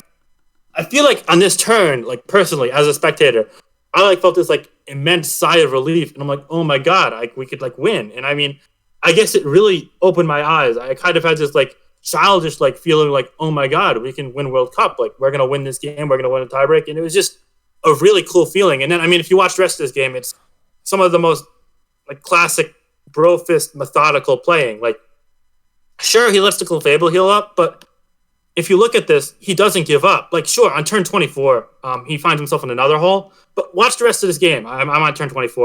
Yeah. You're good. The rest, he pretty much never gives up. He finds little openings. So while Lero's making these flashy plays, like going Mammo, by the way, I didn't feel was necessary for him. Brofist is always like a step ahead from the rest of the game. Like, look, the overheat, he recovers. He sees that through. And now all of a sudden, Alakazam picks a kill off.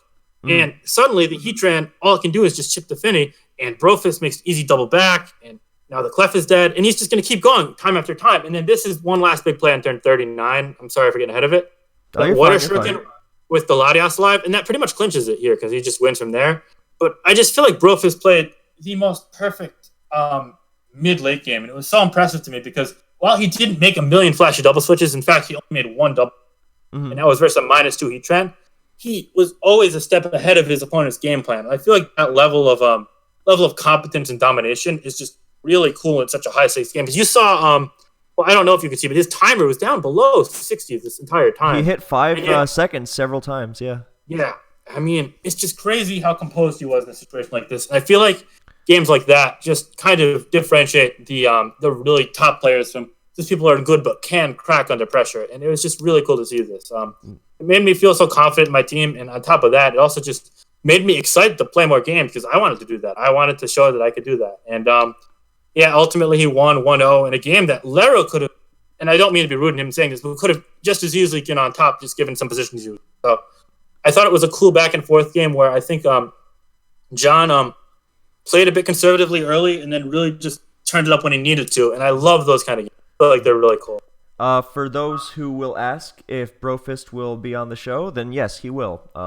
Shit, is he? Yeah, I don't know when. I'm tuning in for that one. Yes, he will. I will tune in for that. That's dope. Hounded him down and annoyed him for a week straight. Yeah, all right. Next game. This one actually has This is the only game I've been a part of, and I want to say there is this McMegan versus Triangles game you just Megan interview. Yeah. I don't know if you remember it. And McMegan was saying how sometimes when you look back at the replay, you're like, oh, these are like ordinary plays, like 50-50 kind of like toss-up plays. But like when you're in the heat of the moment with timer down and hundreds of people watching you, you have to realize like how tense that moment is. And I feel like there's one turn in this game specifically that I really want to highlight about that. So I'll get into that in a bit. But just looking at this game, it looks like two really like standard bulky offensive teams. It's game 3 of quarterfinals of an official tournament. So you're already looking in for a pretty close game in my opinion. But I made a really stupid play at the start of this game. He led with his Tapu Lele, and I let it pretty much take out almost all of my Tangrowth, and then part of my Tornadus T, and then over half of my Magearna. I'm on turn like 6, and now all of a sudden I have like half my team's dented because I decided I couldn't pick an opening. So it was really bad of me. But I do gain some ground with my own Magearna, but there's a point when he in return gets some damage with his Magearna, and are you on turn 14 by chance? I'm on turn 7. I'll skip ahead a little bit. Yeah, if you could just get to 14. So this is the turn I'm talking about, and it's probably actually one of my favorite turns as a competitive Pokemon player ever. That's a weird thing to say, but No, it's not. So, on turn 14, I am down slightly. Oh yeah, he's got a +2 speed, +2 special attack Magearna. Yeah. I'm down slightly in a sense that if I don't Water Shuriken and he stays in, then the game completely ends. My Tangrowth is very weak. But if I Water Shuriken and kill this as it stays in, then suddenly it's a pretty even game. It's 4-on-4, and while I've got 2 things more weakened than him, I also have Ash Greninja, which is big broken.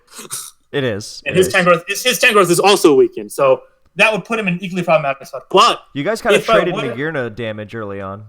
Yeah, but on top of that, he also took out my Chomp, so he kind of had like 2/3 of the Pokemon advantage, you could say. Right, but his Lele's dead, his Tangrowth is just about dead. Yeah, no, we both have pretty much dead Tangrowth, and we traded me. But his Lele's weakened, whereas my Garchomp's dead, so he's got like a slight advantage. But the issue with that Lele still being alive is if I Water Shuriken into, then I'm fucked because he gets another kill, and then my Alakazam wouldn't be able to do it alone at this point. Mm-hmm. So I sit here and I'm like, oh shit. I have to get this turn right. If I don't, then I'm probably going to be going home. And this tournament meant the world to me. And it's not really a 50-50. It is because there are 2 options, but it's not really because I like to say that 50-50s are very rarely truly just only in like the very end stages of the game are they likely to be. And most of the time, you can avoid those scenarios by thinking ahead. But anyway, so me being like the little piece of shit I was, after the game, I went and read this manga tweet. Everyone was like, okay, Finch is going to like spike or try and Dark Pulse here to like try and get ahead of the game because I'm behind right now. But I just sat there and I'm like, in theory, if I Water Shuriken into the Lele, then if it's a different Greninja set than I imagined, or if I make a couple plays to get Tangrowth healthier, I could win maybe. And I just kept thinking, like, if I'm X-Ray and I get the Lele in on the Water Shuriken, even after the Magearna dies, I can still get the kill. And I made the Water Shuriken play thinking that he's going to stand and try to just go for the game. Because if I Dark Pulse into the Lele, then admittedly he'd kind of be screwed himself. And I got that turn right. And then from there it's pretty much history. Then I made a nice double switch into my own Tangrowth. Just pivoted into my own Tangrowth, predicting him to double to get his own. And I think he actually misplayed going to Tangrowth instead of his own Tapu Lele to pick a kill. But from there, the game pretty much went my way. And it was so tense because at the time, I was under so much pressure, and I needed to get the turn right to have even a chance of winning.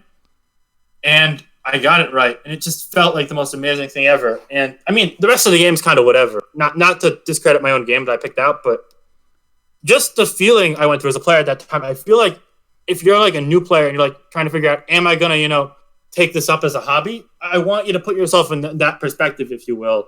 And it's just so cool to be under that kind of pressure or distress and then come out of it on top and feel so triumphant. I know you're not going to win every game. Sure as hell did it myself, but just that feeling every now and then, it's really cool. And I was so glad to be a part of this game. And I feel like I played my best, and I came out on top of a really tight series with a player in X-Ray who's gotten a lot better over the last year or two. And I think he's going to make some noise in the future, as he already has been in the So it was a great series. Regarding the not winning of every game, I mean, that's the game we play. Sometimes it's just not going to go your way. But it's more about taking away what you're doing right. That really good thought process you had. And sometimes even if you lose, you can look at it and go, well, I lost and I could have done this better, but man, look at that switch I made on turn 4. It was really smart. Yeah. So that kind of thing. There are positive and negative takeaways. You have to be able to take them all at face value and figure out what you're doing right as a player and accentuate, but also what you're doing wrong and how to maybe improve upon that.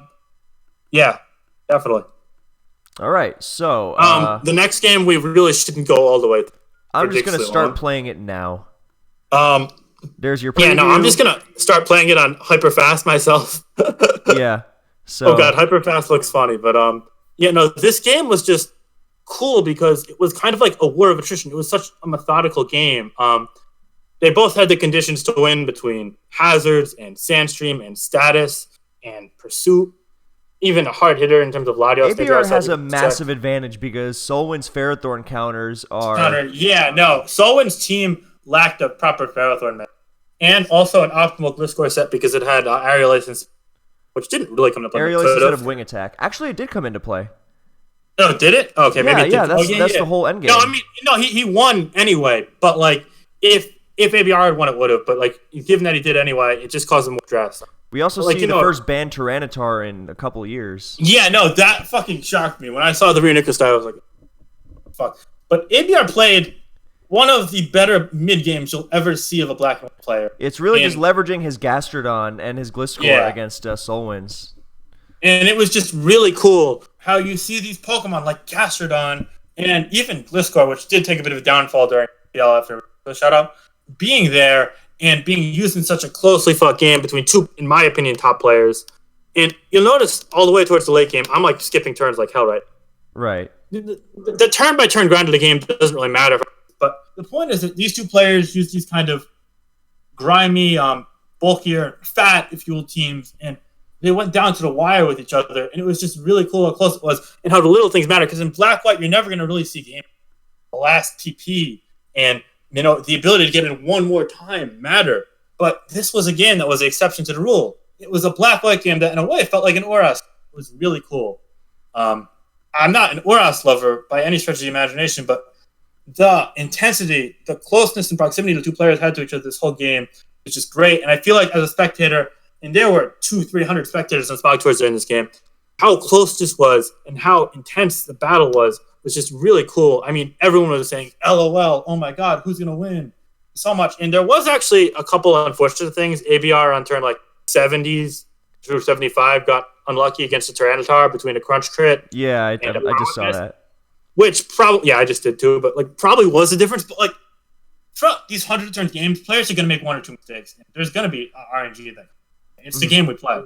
But the fact that both these guys kept the intensity up no matter what happened, and both these guys played all of their outs to the last turn, I just think that's really cool. And it's something that doesn't come into play in Black-White anymore because we're seeing a lot of 20 to 40-turn games that are great. They're competitive, but you're not seeing this kind of mode of play, if you will. And I think that's what's really cool. Also, it got to show off one of my favorite competitive moves ever, Skill Swap. Skill Swap is very cool.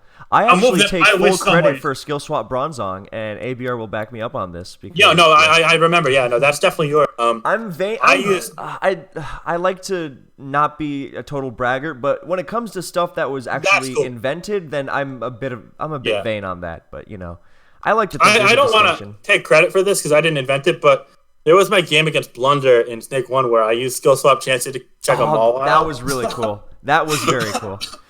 I was convincing EO to let me use Skill Swap forever. And I told them I was going to use it against a Gliscor and it was die in one turn. But instead I got Mawile, which was, I guess, the second best thing. Yeah. Poison Heal Gliscor is just so crazy. I mean, even in DPP, when you look at it, it's so nasty. But, Gliscor is such a great Pokemon. And to a casual or beginner player, it's so underrated. I feel like they don't see how great it is. But in practice, it's great. But yeah, I mean, you could just see these two Gliscors staring at each other and not. Yeah, imagine if someone had a Wing Attack. Yeah, no, then the game was...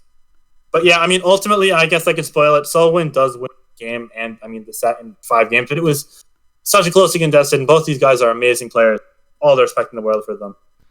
But But it came down to PP and just closest. It was just the Gliscor really just struggled, and Gastrodon got the recover off, and it won because I'm on turn one. I'm on turn 189, so it's ending. Yeah. Right. I'm right. But behind that was just a really cool game, and just one more, another ABR game. Actually. Both Gliscor struggled. Yeah. Yeah. No. All right. Yes, I remember this game. If I can load it. This was because I feel like the setting is so huge. This was SPL 9 finals between the Raiders, TDK's team, and the Wolfpack ABR's team. This was like the clash of the Titans at the time. Like these two were seen as some of the best SMOU players, and these two teams, the Raiders and the Wolfpack, were seen as like the two clear powerhouses in my eyes. I always thought they were Tyrants, but I always thought they were a leg up on the Tyrants, but a lot of people otherwise felt differently. Mm-hmm. But then, I mean, the Raiders weren't even their best that season, in my opinion, but they were still like so low at the top end that it was just so cool to see them play. Yeah. And this final series was special, even if it kind of was hazy. Kind of unfortunate at the time, if you will. Yeah. But this game, there was a lot of cool things going on.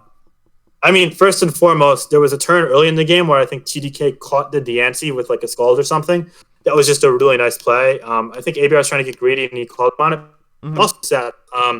For example, TDK used Toxic Clefable, a set that I always feel is criminally underrated. Mm-hmm. And there's also, I want to say Landorus. Was this the sub Landorus game? I think so, right? Perhaps. Wait, yeah. It's sub SD Landorus. And I was like, oh my god, against ABR, this is the most genius pick ever. And at this point, TDK, I think, has a pretty sizable lead. And I'm like thinking he's going to run away with the game. It's cool because he made up these techs because ABR is kind of known as like a stallier player. He's going to use these regenerator teams, like these stallier teams. So sub SD Landorus giving you a free turn, taking advantage of them. And then Toxic Clefable. And then a hard hitter like Metacham, which can take advantage even of Stabilize Stall if you get Rocks Clefable, because Ice Punch is doing so much that after Rocks. He ended up missing high jump kick with the Metacham, though. That might have been the game. Because that would have. Yeah. But what's really cool about this game that ABR claws back, even if he did need luck. TDK probably had the better team choice here, but on turn 35, he calls the Lander switching out and he gets a pursuit off, which gave him a shred of life. Then he traps the Metacham with it as well, and it's a 4-3 game, but it still looks like TDK is probably going to win, especially after on turn 40. It makes another amazing play, and I want to really highlight how TDK played this game, because a late game ABR kind of makes some cool plays to claw back, but TDK played one of the most solid through and through games this game I've ever seen him play. Yeah, we just got to the Lando double where he gets off the Quake. Yeah, on turn 40? Yeah. Yeah, no, so that was a really good play from TDK. And as you keep going, you're going to see it's 3-3. And then they kind of get into this weird methodical period. But, you still see TDK kind of has the edge here, in my opinion. He does. And they keep they kind of play chess with it. But eventually, ABR is going to start calling some Gastrodon plays. It takes a while. This is going to dry out. I'm kind of going through it on fast. And you're going to see it gets really cool because on turn 72, which I know you're probably not there yet. I'll skip through it. Yeah. Yeah, sorry. I know this is kind of hard when we're different. No, it's fine. It's fine. On turn 72, there's the Magma Storming and the Earth Powering the Gastrodon. He keeps his Heatran in, risking its life, and clicks Taunt versus a 60% Gastrodon. And suddenly, we're in a place where he could beat the Gastrodon with the Heatran if he gets another opening like that. Mm-hmm. Mm-hmm. And it's really cool because ABR is playing with his back to the wall and in a way his SPLC wall. Because I think the series was already pretty close at this point. I think it was only doubles left in tiebreak. Mm-hmm. I think it was 6-4 in favor of the Wolfpack. And doubles was favored for the Raiders. So if TDK won this game, we're more likely than not tiebreak. So TDK was playing to keep his team alive. ABR was playing for the trophy. And these ridiculously aggressive plays from ABR to try and claim the game was just so cool and kind of just attractive to me as a spectator to see such risks being taken on such a high level stage, because on a way you see these two players, these two teams, you're gonna they're kind of gonna trade and then someone's gonna come out on top to making one or two moves. No, this came so many double switches and aggressive plays, felt like something out of a movie, if you will. But they kept going. Another Heatran play. Eventually the Celesteela was picked off, and now it's 3-2. And then another taunt on turn 76. Suddenly, it looks like ABR's got a shot, but eventually the Clefable still kind of proves to be threatening. And then, when is it? On turn 85, ABR misses a Magma Storm, which you cannot. No one was ever going to say is hacks because he's hit like 4 out of the 5 other ones. So and he dodged the high jump kick earlier. Yeah, TDK was going to win the game, Mm-hmm. but eventually he got a chance. He earthquaked on a taunt a bit later, and then the game kind of the pipe dream, if you will, kind of vanished. But ABR made a series of really cool on point plays that kind of clawed back, and I just love these kind of tense matchups with go like that. And it wasn't even over then, but he needed like a string of like 6 powers in a row, and he never got that as the poison. So yeah, TDK ultimately won in just under 100 turns. This game is one of those games you have everyone saying, "Oh my god, is it going to happen? LOL, wow."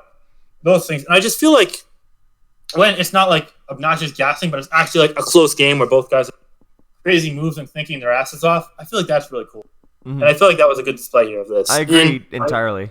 Yeah, it was really. I love this really game, great and I think both these guys are some of the more skilled players. And one other game which I'm not going to let you display a replay of because it is 5 million turns long is the ABR versus Ben Gay game, last World Cup. Which all I want to say about it is, don't give up. There's always a way. Yeah, and that's pretty much all we need to say about that. Yes, that was one of my favorite spectacles. But that's all we have to say. What next? Who are some of your favorite players throughout history? The first one I want to mention is McMegan.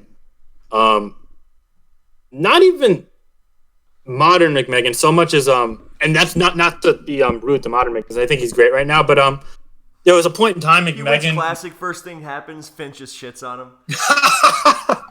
No, not my. But like back in like 2014 through 2016, maybe 2015, McMegan was like insane.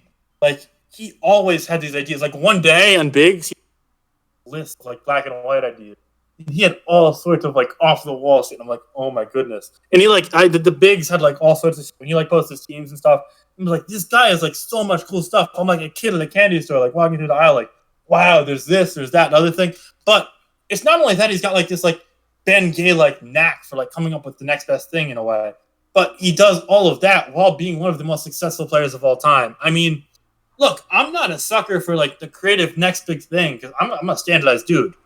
But seeing him combine that with the level of success and consistency he had is something that I just had to admire. I mean, it's not even that I'm compatible with him as a player because I'm not. We have very different outlooks at the game.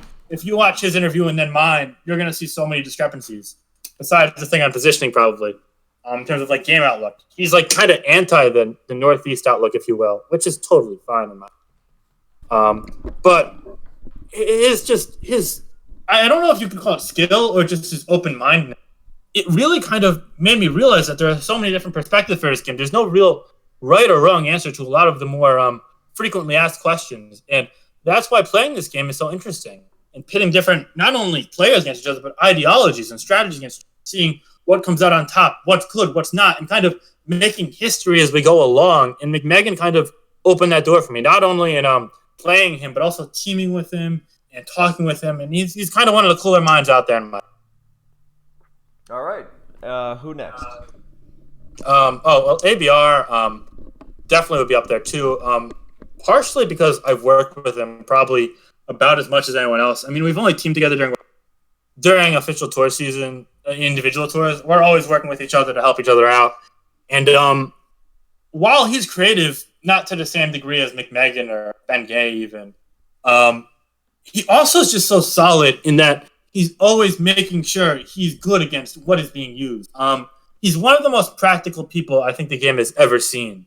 And he's not afraid to use unconventional means to check that. For example, just before this, I was watching a game of ABR on the ladder, and against like a Swords Dance freaking Kartana, his Skarmour used HP Fire for the kill, like shit like that. He's always coming up with these like, things that you might not think of or I might not think of, but he has them, and his team kind of makes use of them to win games or make sure he doesn't lose games, rather. Sure. But I just feel like you combine that outlook, with his outgoingness, his willingness to assert himself in the context. Like, for example, during Snake, I know he like freaking helped out all these lower players, and during World Cup, we see him talking in your GSC channel, which he's saying quite like to our My Black White channel, or so on and so forth. He's kind of all over the place, and he's not all over the place in the sense that, oh, I just want to help out. He's actually helping. He's kind of taken the tournament community by storm in a couple ways, and I feel like a lot of respect is due to him for some of the developments we've seen recently. And while I think he does have some faults as a player, I still think he's really good, and I think he's just really interesting. How he builds, he kind of lays it out in the channels when he's building. It's just really cool. For example, he goes through like a dozen teams, a dozen variants of one team, and he kind of finds what he likes, what he doesn't like about each one of them. He pieces all together, and he finds what's best, and then he comes up with specific options. I just think that's really cool. And his mindset, I just think is something that if a lot more people kind of took little pieces of, they could become better. And I feel like I've used that to kind of evolve as a player within myself. So not only has he rubbed off on me, but he's also kind of inspired me to be better. And I think that's something that I kind of look forward in people that I want to use as like my favorite players. So that was one of them, that definitely. And one second, I just got to get a sip of water. All right, we're good. And John is last but very much not least, my third player, Brofist, for those of you that aren't familiar. John is a lot less kind of outgoing as a builder or an ideas guy than ABR and McMegan, for example. Although, not get me wrong, he has some ideas. I mean, he's willing to use kind of ratchet shit. But the thing with John is that when it comes to the game, he's not only more calculated than anyone else in terms of like actually making calculations, like with the damage calculator, but also like knowing what he needs to do. But also, he has this ridiculous ability for foresight in games that lets him make maybe more conservative or relaxed plays earlier in the game, but also more aggressive plays when he needs to. And I just think that everything being so timely and put together with him is just leading to his ridiculous consistency and success, especially in World Cup when he's paired with some other great minds like yourself and ABR. And I just think it all comes together. And John is probably the most complete game player, like the guy who I'd want to rely on for a win ever. And that's something I look up to a lot in him. I just think he's like one of the best people you'd want on a team. And that's why I broke the bank for him in SPL 9. And do you regret that choice? No, not at all. Never. All right. I don't think you did. All right. Now, we're going to get some thoughts on the current metagame, Sun and Moon OU, and then Black and White OU. So first, Sun and Moon.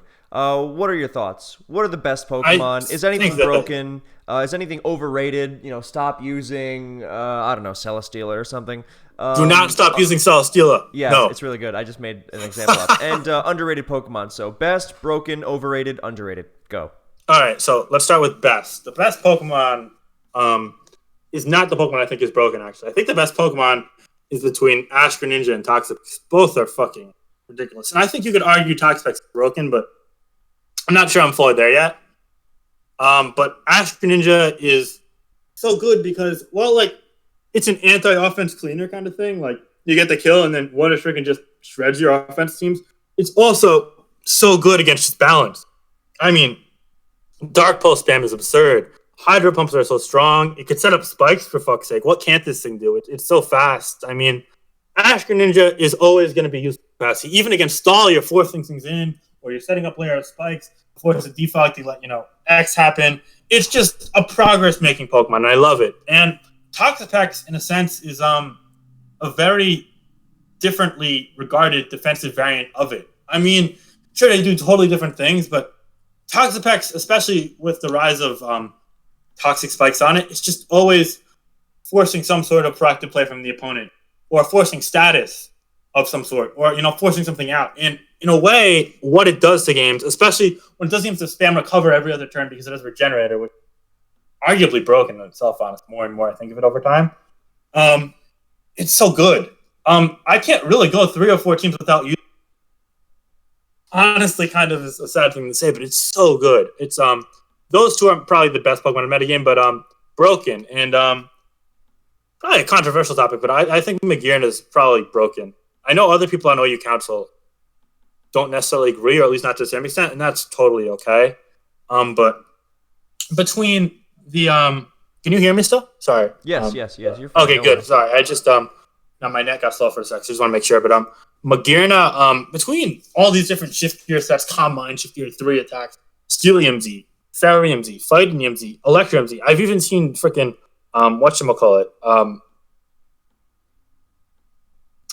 that I've seen whatchamacallit, Shadow. Is it Neverending Nightmare? I think I saw that for Jurassic. Oh, and then I'm like, that's dirty. I've seen enough. And don't get me wrong, I wouldn't use that, but all the others, oh my goodness, it's just so versatile and threatening. Even if you throw on a freaking Toxapex of your own, you can die to Z Thunderbolt. If you throw on a Heatran, you could die to +1 Focus Blast or Z Focus Blast. If you throw on a Ferrothorn, same thing. If you sell Steel, you can't hard counter this thing. It's just so ridiculous. And then you couple that with the fact that it can also be a defensive pivot with Pain Split plus Heart Swap for like Rear Nicholas and opposing Magearna, or it could be Assault Vest, which let it check all sorts of things. You name it, it could do it. It's even viable on stall. I mean, what can't this thing do? It's just, I feel like it's broken offensively, but in a way, a lot of people think it's a necessity defensively, and I just think that banning it might lead to other bans, but I think it would be like a net positive for the metagame, if you will. But it's hard to, say that, especially with there being only a couple months left in the generation. So I don't know if it'll ever get banned, but it's really beyond good. It's at a point where it's broken. So do you feel strongly enough about this to make a push for it, since you are on the council? I already have made a push for it. I know I'm in the minority. That's kind of why I don't think it's good. Okay. But it's really fucking... I'm going to bring it up again. Just so maybe, for example, Snake can showcase that it is good, and then seeing as the start of Gen 8 is going to be hectic tearing, maybe we could have an old Gen SM test, if you will, eventually in Magearna. I'm definitely not closing my mind to it, but I don't think there's any chance that happens for Snake. So we'll wait and see. All right. Well, Snake is knocking on our doors, so we'll see. It really is. I don't know if you know, but the managers are being finalized tonight, and then the did not know that. Not only that, but also after that, if Hickory is still awake, his time zone's like right before ours, so it's being finalized at 7 o'clock. He said he's tired, but if not, then he's going to actually do the draft order too. So nice. We'll have a lot of idea of things very soon. All right. Next up, what's overrated in OU? Overrated. Okay. There was one thing. I think that one thing that's overrated that, in my opinion, isn't really used much, but I wouldn't ever use it really at all, is Mega Diancie. And I know you're probably going to fight me on call you using the... I'm not religiously a Mega Diancie guy. Okay, maybe I'm mistaken then, but I just find it impossible to use. Not only is it so frail, but you want to use it as a rocker against stall, but in reality, you're seeing so much like mixed events Mew and Gliscor and stuff on stall that it doesn't even 2 kill consistently. And you're just kind of like in a bind, but then on top of that, like, it's not really using Magic Bounce. Like, Toxapex Scald threatens it, Ferrothorn can kill it in 1. The only really reason to use it is if you really want to be addicted to Tornadus. And I just don't know if that in itself is enough to justify it. Especially when it's so hard, because you've got to cover so many things. And that's honestly the main gripe I and a lot of others have. You have to cover so many things in the building checklist and SM. From top to bottom. I mean, I'm looking at the viability ranks just example. And just in S rank, you've got Greninja, Ash, Heatran, Landorus Team Magearna, then Alakazam, Garchomp, like so many things up there. And can you cover all those in 5 slots? Because Diancie's really only like switching into Hurricane once or twice and setting up. Like, so I'm just like, I don't really like it. But one other thing that I feel is overrated is offensive Tapu Koko. And that might be a shock to some people. I think the screen set is fine. Its own archetype. Not going to touch on that, but I feel like the amount of teams that see a defensive grass right now between Ferrothorn, even you're seeing more Amoonguss nowadays, ever Cup, and I mean even Mega Venusaur. If John ever plays again, we'll see usage, of course. And I'm sure I missed something as well. Did I say Tangrowth? I don't think so. Okay, well Tangrowth as well, of course. And I just feel like to use Tapu Koko, like you kind of want to like get more than just like momentum generator. I feel like, just getting a Volt is great, but like you already want to run Roost on it, and you want to run Hidden Power, but you also kind of want to run Toxic for Grass. You want to run Hidden Power Fire Earth, and you like want to do a million things, but then you can't do all of those, and then you're pressed, and then you're like already trying to generate momentum, but you're not actually making progress, and then you're like also costing your team momentum switching in because you're not very like defensively oriented. I just feel like it's harder to use like these Coco balances that we saw a lot in like the 2017 heyday of it. Especially like when Metagross was there, because like the Coco Gross teams with like T-Punch Mega Metagross were like fucking insanely good. And even in 2018, like dating back to last World Cup, I feel like Coco had a lot of right now. I feel like it's more of a utility Pokemon than ever. For example, we'll see it on like very specifically builds where it's carved out niche like fits it, or we'll see it on these screen teams where it sets up screens. But I feel like the conventional pivot sets like Shuckaberry 3 attacks or Z Thunderbolt or even Specs, I feel like they're pretty much non-existent. Well, no, actually not non-existent. They are existent, but they should be approaching non-existent given my view on building in the metagame. And I feel like it being like something that people regard as a top 10 Pokemon, I feel like it's closer to the 18 to 20 range than it is like the 10 to 12 range, if you will. That is a hot enough take. All right, what's underrated? Oh, I have a lot of things. Go wild. First and foremost, what I think is underrated right now, Stealth Rock Gliscor. Swords Dance has seen a lot of usage, specifically in that Ditto team, that grimy bullshit. In Spain also, when they dominated round 1 World Cup, they used a lot of Gliscor themselves. But Stealth Rock Gliscor is still so good, especially if you look, like this stuff is being used in OLT. You're seeing a mixture of Stall and then Defog, Tornadus without taunt balance, besides like the hyper offensive teams. Stealth Rock Gliscor rather is so good against all those. Not only does it stay alive forever because you could just switch it into rocks and poison all your health up. So like it kind of has like a pseudo regenerator in its own regard, you know what I mean? Yeah. But on top of that, it also always whittles down Zapdos and Tornadus with Toxic. So really, I mean, the only Fogger that doesn't mind that is Finny, and Finny can't stay alive forever because it doesn't have direct recovery. And I mean, if you have Scarf Lando versus it, forget about it. That's never really going to reliably off. So awkward, I guess you could say.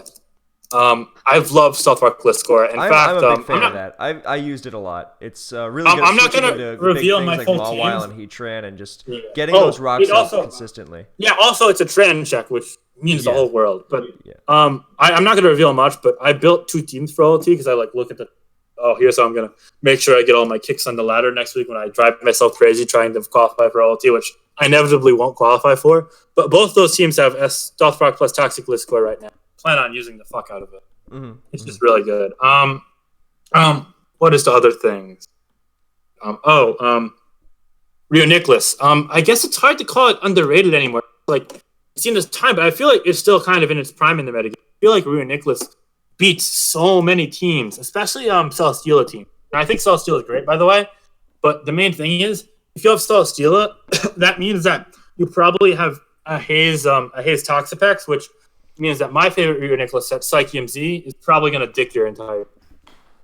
So there's that. But also, it means that you don't have Pain Split plus Heart Swap Magirna, which is a great Rio Nicholas answer in mind. And teams without that, honestly, are just oftentimes either hyper offensive teams that are aiming to overwhelm it, or just ill-equipped for Rio Nicholas in general. And I think that Rio Nicholas is, well, it kind of is a fish. It at least has ability to check things like Mega Metacham, Mega Lopunny, Scarf Kartana, if you will. Even whatchamacallit? Halucha. Yeah, Halucha. It also checks out. But I feel like it is a bit of a fish. It's mainly a win condition. I feel like it's a really good win. I feel like it's one of my favorite win conditions, if that makes sense. All right. So what are your thoughts on the metagame as a whole? Do you like it? If I'm talking like a scale of 1 to 10, I'd say it's like between a 5 and a 6. It's just squarely in the okay to kind of good range. Was that a 5 and a 6? 5.5 and 6. I'm a bit above 5. I'll give you that. But no, I mean the thing is that you're never gonna have that feeling like you do with. Wow, I'm such a black white player when I said this. Those like sand balances, like okay, I have a chance at winning 99 out of 100 games because of play. Like I don't have any teams that I really feel that way. Numbers more like in 80s, low 90s. And it means you're getting there, but I feel like if we had kind of a string of bands with Girna and then potentially something else after that, it could kind of unlock this higher level of SMOU, this more balanced state. especially because it would stop enabling cheese to kind of just be the way to BS through not having to prepare for all this, if you will. So, but I don't know. That might be my idealistic vision. It just might be that perfection is growing further and further from possible, with more generations being stacked and more elements being added to the game. But I guess Gen 8 might be a bit of a remedy to that, seeing as they're kind of minimizing things with the decks, which I'm not very happy of. But that's a whole other discussion. So that's irrelevant here. But no, I mean, I think it's okay. I kind of wish that Power Creep was dimmed down a little bit more, and the amount of things with Regenerator was minimized, and maybe defog distribution wasn't as widespread. But I mean, you can't really control that as a player, of course. I like the tier. I enjoy building, and I enjoy playing to more of an extent. But sometimes it does feel lame. Sometimes I wish it could be done that haven't been done, and that's okay. Everyone's entitled to different opinions, and there's still a lot of skillful players and a lot of games that require skill, and team building definitely requires a lot of skill. So it's not a bad generation. It's actually probably my third or fourth favorite generation. So it's up there, but it's far from perfect, and maybe it'll see better days in the future. It's definitely not bad now, though. So, you know. All right, so give me your thoughts on the current black and white metagame, much like you did in Sun and Moon. Also for context, if Sun and Moon is a 5.5 to a 6, what would you give black and white? Probably a 7. All right. I know a lot of people are going to be objecting to. For the record, black and white is my favorite. I lied. Black and white is my favorite generation, but black and white OU is not my favorite of all. Black and white UU and NU are my followed by black and white RU. RU is one of the best tiers ever, so I can. It is amazing. Yeah. All of those. I love black, white, Lord. Don't get me started on that. But no, I mean the thing with black, white is it's never gonna be perfect because, in a sense, there's never gonna be a true balance attained. And I mean, as people on black, white counters, I talk about this fairly often. We both know that there's some kind of hectic state of things that we never really encounter. Vladios, for example, is probably broken. Who knows if we'll ever do anything about it because XYZ would be, there's kind of a broken checks broken thing. Yeah. But I don't know if that's a bad thing because the state of black white being so proactive, so progress oriented, means there's so much less nonsense that we see in Oras and SM. There's no regenerator spam. There's no defog. There's no 1,000 turn games. If there ever is, please kill me. Right. But, and I mean, the closest we'll ever get to that is like the Soulwind ABR game. I think it's cool. It's adding an extra layer, added economic, but it's not like over the top. I feel like black white kind of has this middle ground state between these offensive wars of making progress, getting to your game plan quicker, while also making sure your opponent is kind of thwarted from their own plans, while also kind of having a balance between defensive capabilities and speed control and all that. I just think it's great. It encompasses so much. It's to the point where you don't really see many hyper offensives if you don't live on the west coast of the United States, and yet you don't see that many stall teams either anymore, with Gotham being banned, which I think opened up the metagame a lot more than a lot of people give credit. I mean, not a lot of tournament games have happened since Gotham. Kind of why, but I think the metagame is just so open right now. And yeah, as someone who says, "Oh my God, I love using standard teams," I admit it's kind of easy for me to say that. But also between that and Rain teams, Drag Mag, which I think is really cool right now.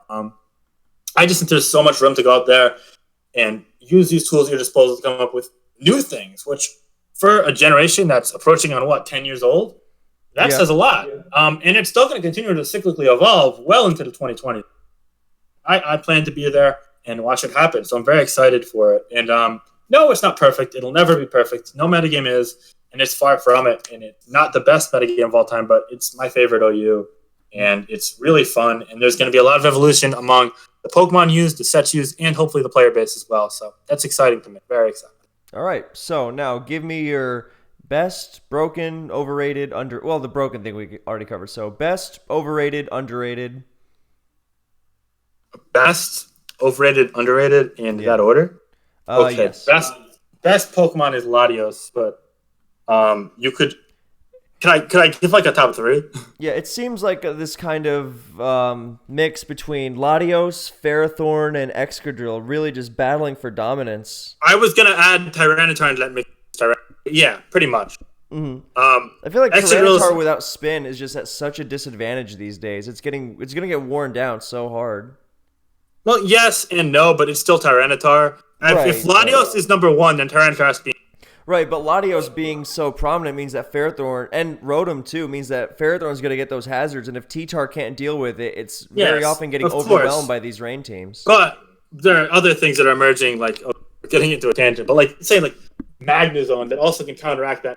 There's just so much going on, and Tyranitar is always being used so much. It's kind of hard not to discussion. But yeah, it used to be maybe number one or number two, and now maybe it's number five. I give you that.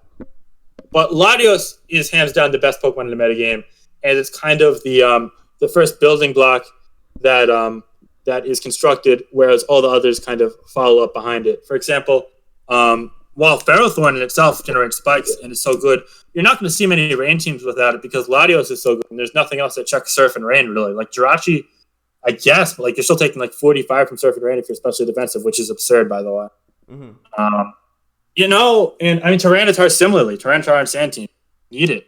Latios. If you're just using Weatherless, you're going to get mowed over by so many other things, including Rain itself. So yeah, I mean, in a way, that's kind of the broken checks broken dynamic, but it's not all broken.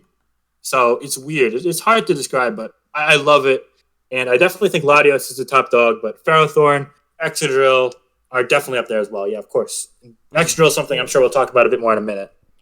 Yeah, I feel like Excadrill and Poison Heal Breloom, as a result of all the Gliscor Reuniclus stuff we were seeing. Yes. Because like first Gliscor was killing everything, and then people were like, well, Reuniclus can use HP Ice because it hits Gliscor, and it also makes it better against offense. Guys like Lando and Garchomp.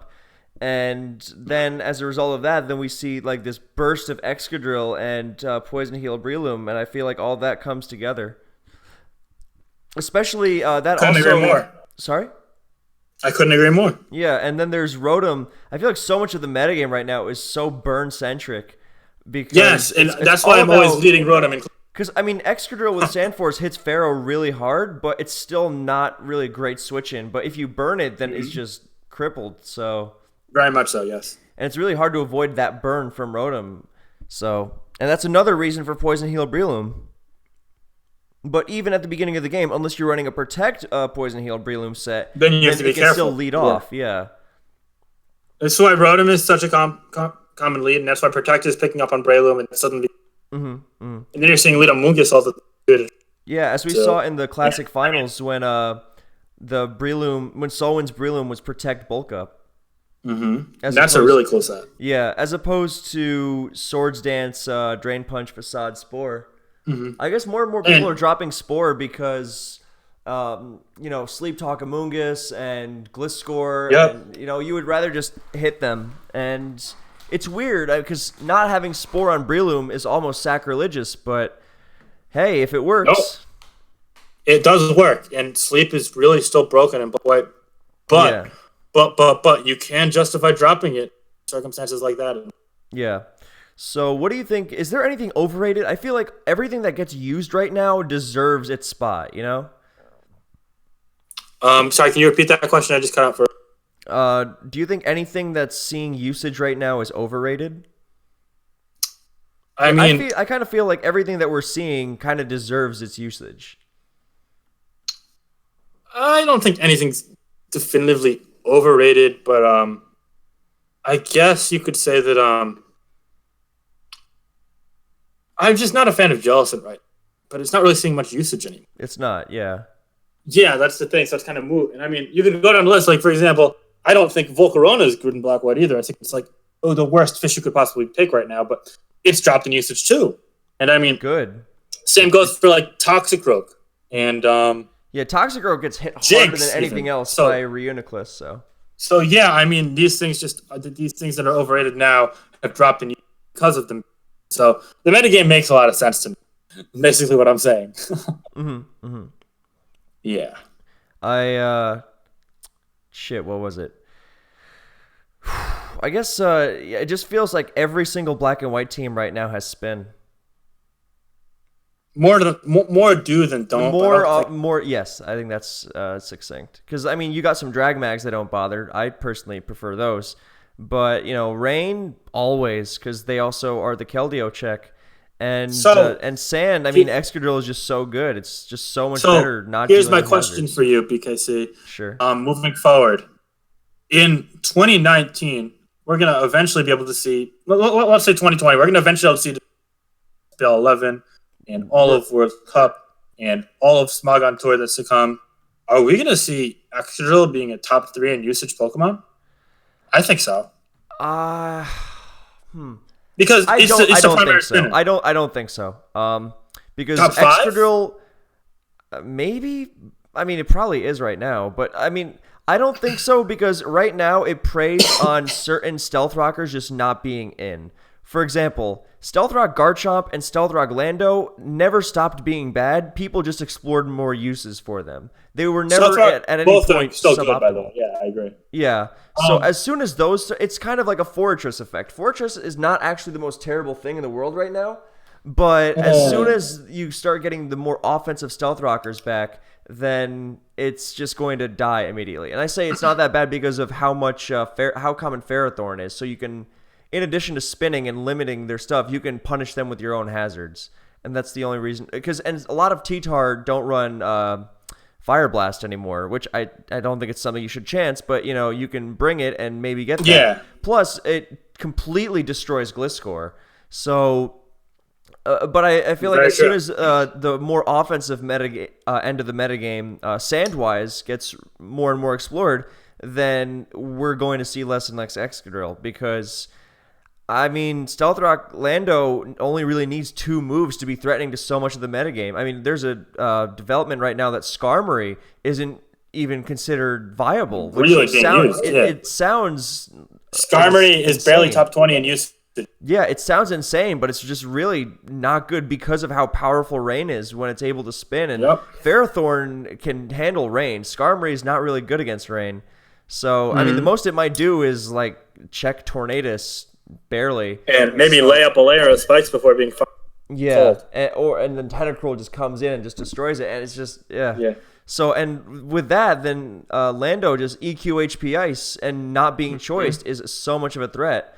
And then it has 2 moves, and you can just run Stealth Rock on it, and it's really, really good. So, and it does it all. So, yeah, I think that and Garchomp are just waiting to knock Excadrill down a peg. So, no, I don't think... Going back to my initial... Yeah, I don't think it's something that's going to... I mean, it's still going to be a great Pokemon, obviously. It's not like it's not like Excadrill would be totally out of a job if those 2 sets started being more common. And then again, it's not like it's really easy to use those sets because You want to use Scarf, you want to use Mix, you want to use Swords Dance. Exactly. And then you also have to fit other things. Those guys have other really more attractive things, but I think if they start seeing usage again, and they very well might, then that would knock Excadrill down. Otherwise, though, I don't really see that happening. So right now, and I was curious, and it's higher than I thought right now. Right now, the usage would suggest that it's just going to keep rising, yeah. I mean, right now it's at number 5 during World Cup. I saw usage in 37% of battles. Yeah, that's pretty nuts, but... I think it might very well peak there, then. Honestly. It could go higher, but only if the metagame just keeps going in this direction. To put it in perspective, do you think it's really going to rise above Ferrothorn? Rise above Ferrothorn? Yeah, I don't think so. No, it shouldn't. Ferrothorn is, I consider it the best Pokemon in the metagame right now. It's just so... you could make an argument. I just think it's hard to argue against Latios. I mean, Latios is great, but it's not unstoppable, I guess. Whereas Ferrothorn is very... Because it gets worn down just for being on the field with rocks and sand. And of course. Rain Up means it's harder for it to take hits. I mean, it makes me sound like I think Latios is crappy. I don't. It's amazing. It's a kill button. But its drawbacks can be denied, and you can prevent it from doing its thing pretty easily, whereas with Ferrothorn, that's a tougher thing to do with how powerful Leech Seed is. And it's various options. It's Thunder Waves and knockoffs. So I don't think Excadrill should ever be above Ferrothorn. I think that's ridiculous. Right. So... All right, so, but you're a fan of the black and white metagame and very much so, yes. So, all right, that's cool. Now we're gonna wrap it up here, just so we don't end up being here until the day's done. Yeah, all right. So, what can we expect for the future of Finchinator?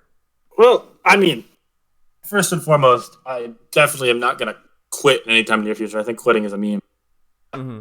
I plan, but I mean, life has been picking up, so I'm definitely gonna official, the 16th edition of the GSC UU Premier League and all these other random tours for the longest time. But I'm probably gonna cut back on the smaller stuff and focus more on the officials because I love the team tournaments, of course, as a team dynamic, and I want to get my individual trophy. That's kind of my biggest individual goal, I guess you could say, to win that trophy. Ideally, the upcoming Smog Tour season is the last one with Black. If for some reason that doesn't work, then I'm going to keep trying in Classic and Grand Slam and whatnot. So there's definitely a lot of cool stuff. Grand Slam, actually, this year is kind of upsetting because I was in all 5 of them for the longest of anyone. Unfortunate. In like a bunch in a row, kind of akin to your actually Classic run a couple. It is what it is. Shit happens. You just got to keep going. I mean, the more you play this game, the more you realize that a dry spell or an unfortunate spell, you can't let it change what you do. You still have to keep playing the game at your best ability. So I'm just going to keep doing that. And I'm really looking forward to the upcoming Snake. I'm hoping to get with a managerial duo that I like because there are a lot of really cool managerial duos. Hoping to play either, probably I want to play OU the most, but I'm also willing to play a tier like NU or even PU just because they've got some cool Pokemon that you can use that it's like, oh, hey, I could use freaking the Fire Monkey in a Snake game.